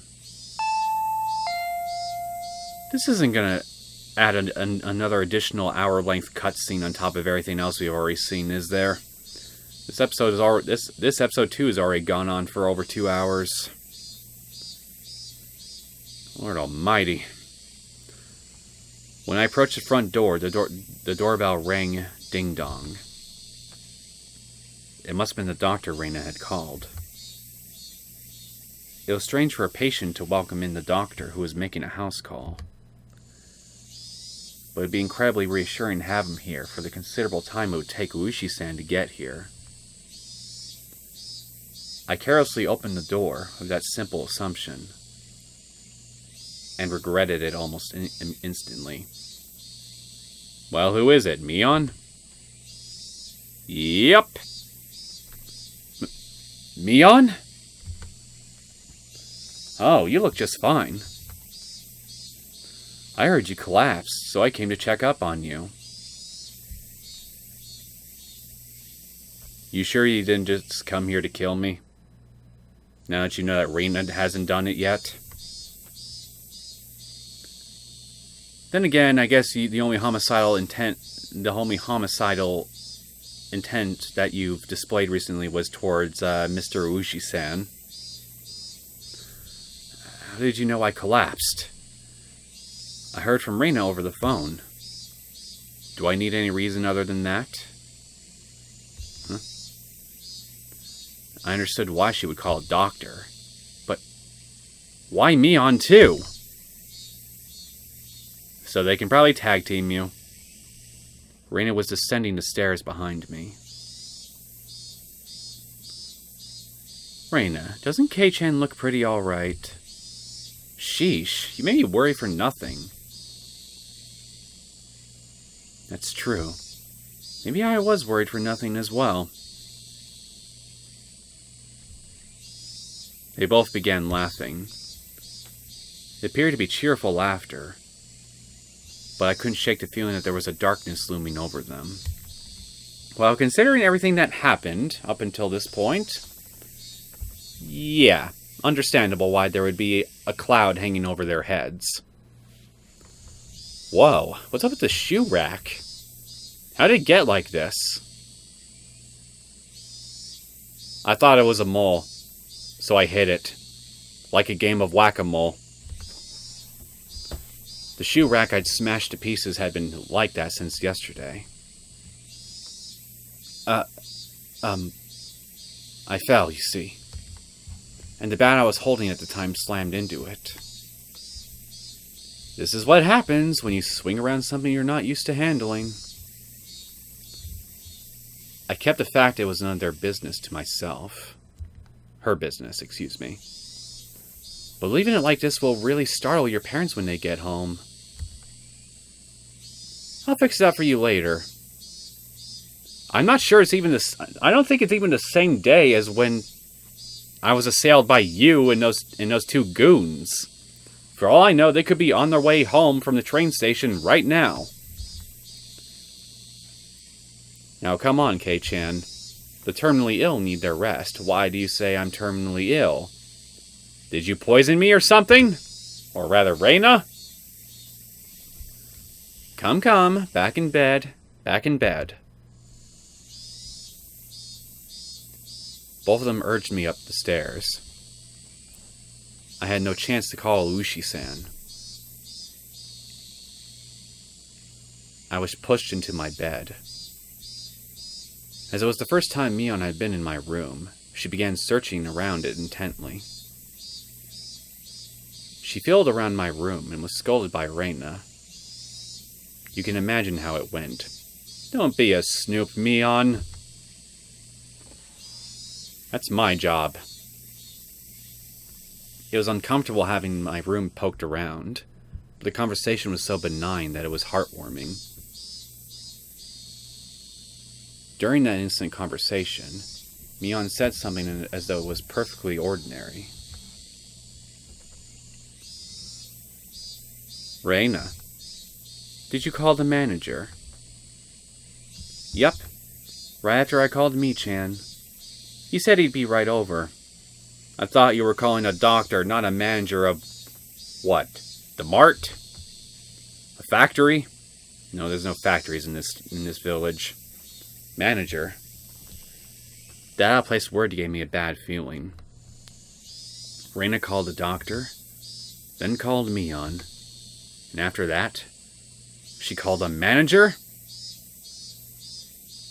She probably called a doctor to help guide everybody who was going to be present here on how to properly dismember the body, i.e. mine.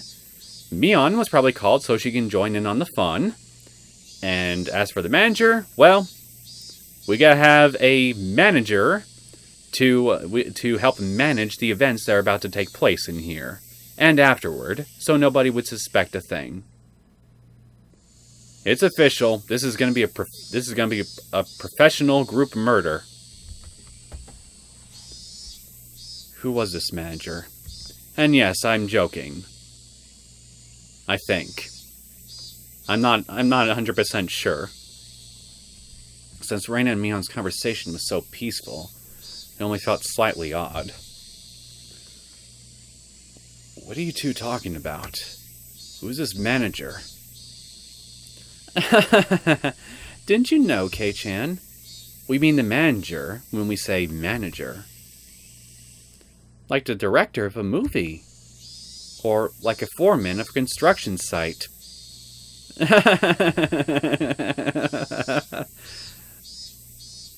Don't bring up foremans of construction sites around me, please. You're making me uncomfortable. I dug through all of my memories for a manager who might have business with me. Only one thing came to mind. What Rena just said. The construction site foreman. The very first victim of the first incident. The dismemberment at the damn construction site. The foreman? But that was strange. He was supposed to be dead. I'm pretty sure maybe they were speaking hypothetically. There was no way they could call him. I don't understand what you guys are talking about. I think you're taking that little tidbit a bit too literally, Keiichi. What does that manager have to do with me? You said he was coming. Did you mean to my house? I asked one obvious question after another. But all the two of them did was smile coolly at each other. There was a huge difference between how the two of them appeared and how my suspicions were playing out. Slowly, I felt discomfort and panic welling up inside me. I couldn't understand what Rena and Mion were talking about. Kei-chan, you've gone to baseball lately, haven't you? Pretty sure the manager will be happy to hear that. What, the baseball team manager? Why would you need to call him here then? So who is this manager? The manager is the manager.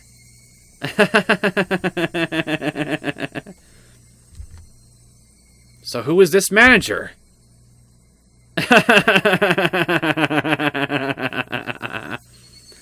Must be the clown manager. Clowns are supposed to make you laugh, right?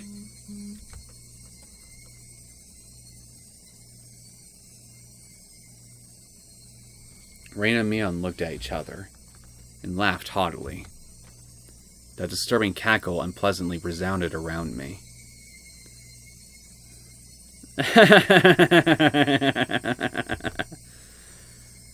That laugh, long enough to be unsettling, ended abruptly. Oh, yeah. We should finish up before the manager comes. You remember, don't you, Kei-chan?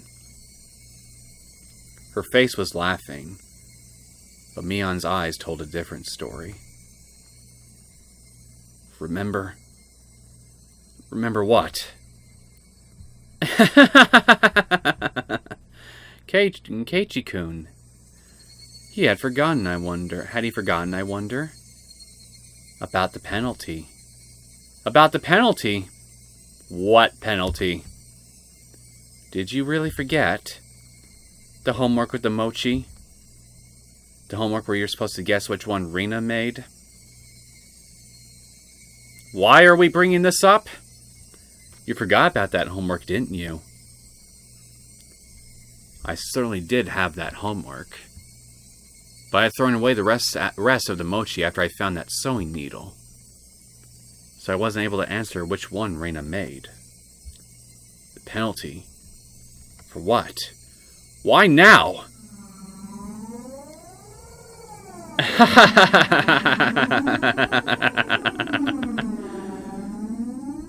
No doubt my question was written all over my face. Their answer to my question was that dry laughter. I could no longer make heads or tails of anything.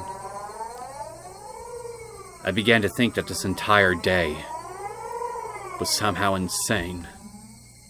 Strange. Incomprehensible. Being chased by Rena. Attacked by strange men. The penalty Mion and Rion were talking about, and Rena were talking about.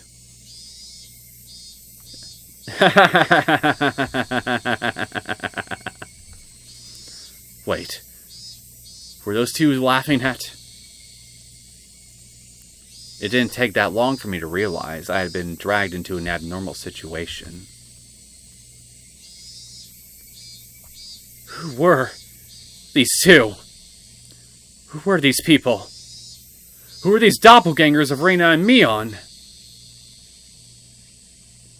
Rena had gone behind me at some point. I knew I wasn't in... I knew that this whole thing was suspicious. Why was she pinning my arms behind my back? What are you doing? Don't move. This is your penalty.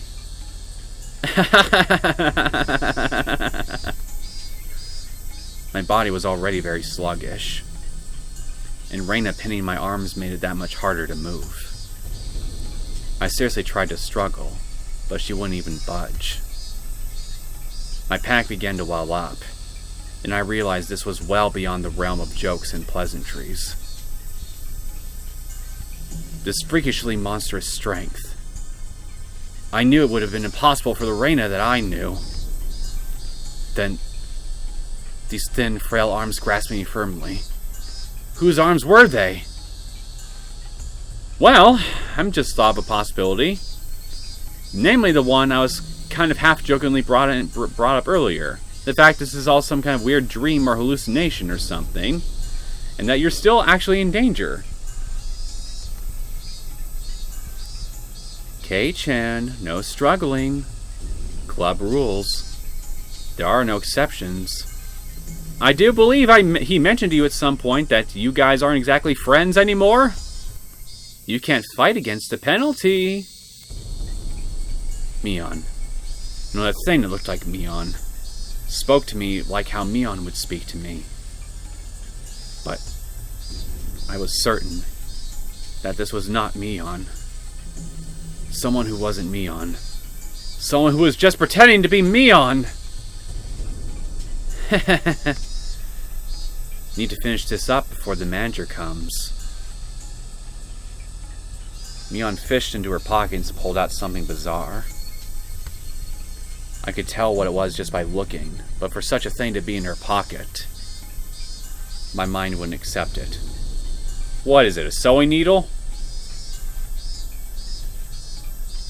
What is that? It was a small syringe. What the fuck? It was a small, clear syringe, like what a doctor would use when you went to him when you were sick. Rena held me even tighter. I can hear that clattering laughter that no longer sounded like laughter blaring into my ear. That eerie laughter. It wasn't something that the Rena I knew could ever produce from her own throat. This thing that was pretending to be Rena. Was this their real laugh? Unable to defend myself, the syringe Mion was holding drew closer. And that needle tip was waved in front of my face countless times. Don't worry. It won't hurt. It won't hurt. What are you planning on doing? What kind of sick joke is this? What are you saying, Kei-chan? You know exactly what's going on, don't you? About what? I don't understand any of this at all. I know you know. No use playing the fool this late in the game. Stop talking nonsense and try and confuse me! You're going to have done to you what happened to Tomotaki-san.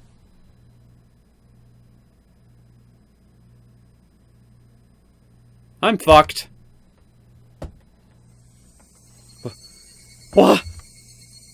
The same as Tomotaki-san? I didn't really understand what she meant. What did that have to do with the syringe?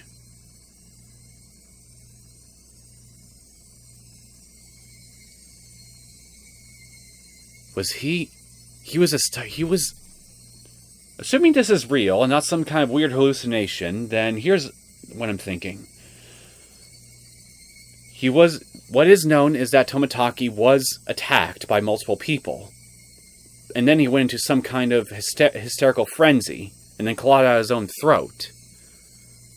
And then died from the blood loss. What if he was injected with something by these perpetrators that caused him to freak the fuck out? You're playing dumb, Keiichi-kun. You should have realized it by now. Rena whispered into my ear, laughing as if to admonish me. But even the way she spoke was repulsive beyond compare. Playing dumb? Me? About what? What do you mean? The same as Tomotaki-san.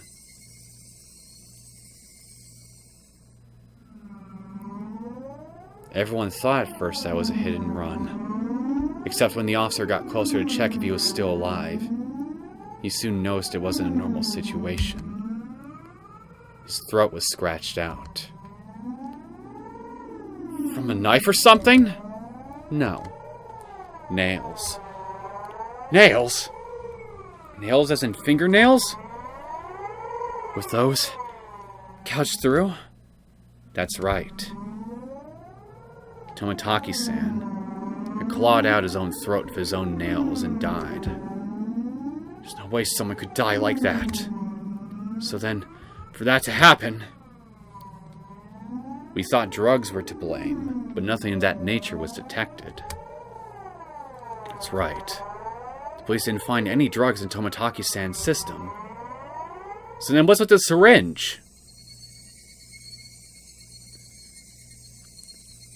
The police told me they didn't find any drugs in Tomotaki-san's body. Quick.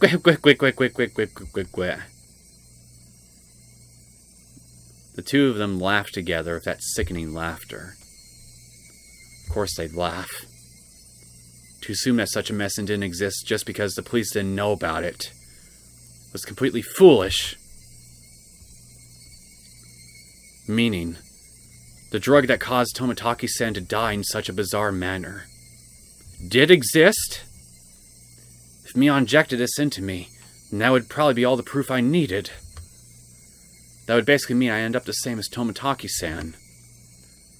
Become hysterical, scratching out my throat in my last moments, and die. For such an outrageous drug to exist.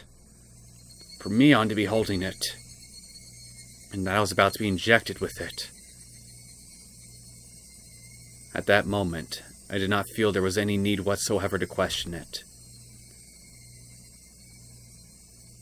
What kind of idiot, when he's trying to dodge a ball flying straight for his face, had time to think of a reason as to why it's flying at him?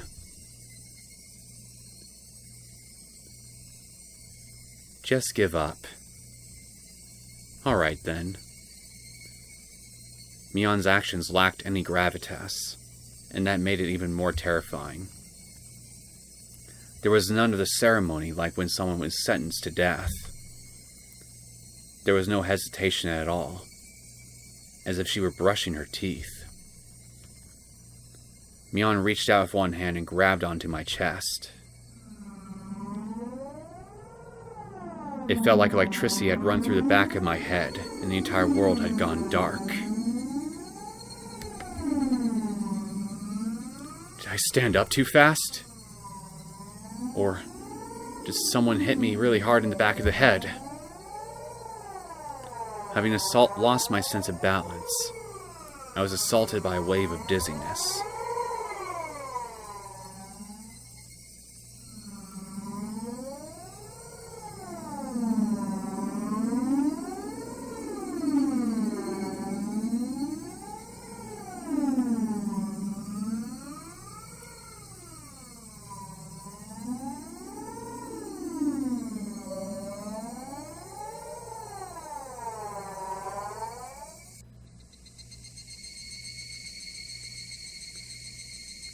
Yeah, okay. This has been going on for quite a while now, so I'd hate to just cut things off like this, but I'm just going to go ahead and cut the episode off here, and we can resume whatever kind of bad situation that we found ourselves in the middle of in the next episode. We're screwed, I think. We're well and truly screwed. I guess there's only one way to find out, huh? Anyway, I hope you guys enjoyed this latest episode of Higurashi When They Cry. If you did and you want to see more content from me, feel free to subscribe to my channel. I'll see you all next time. Take care.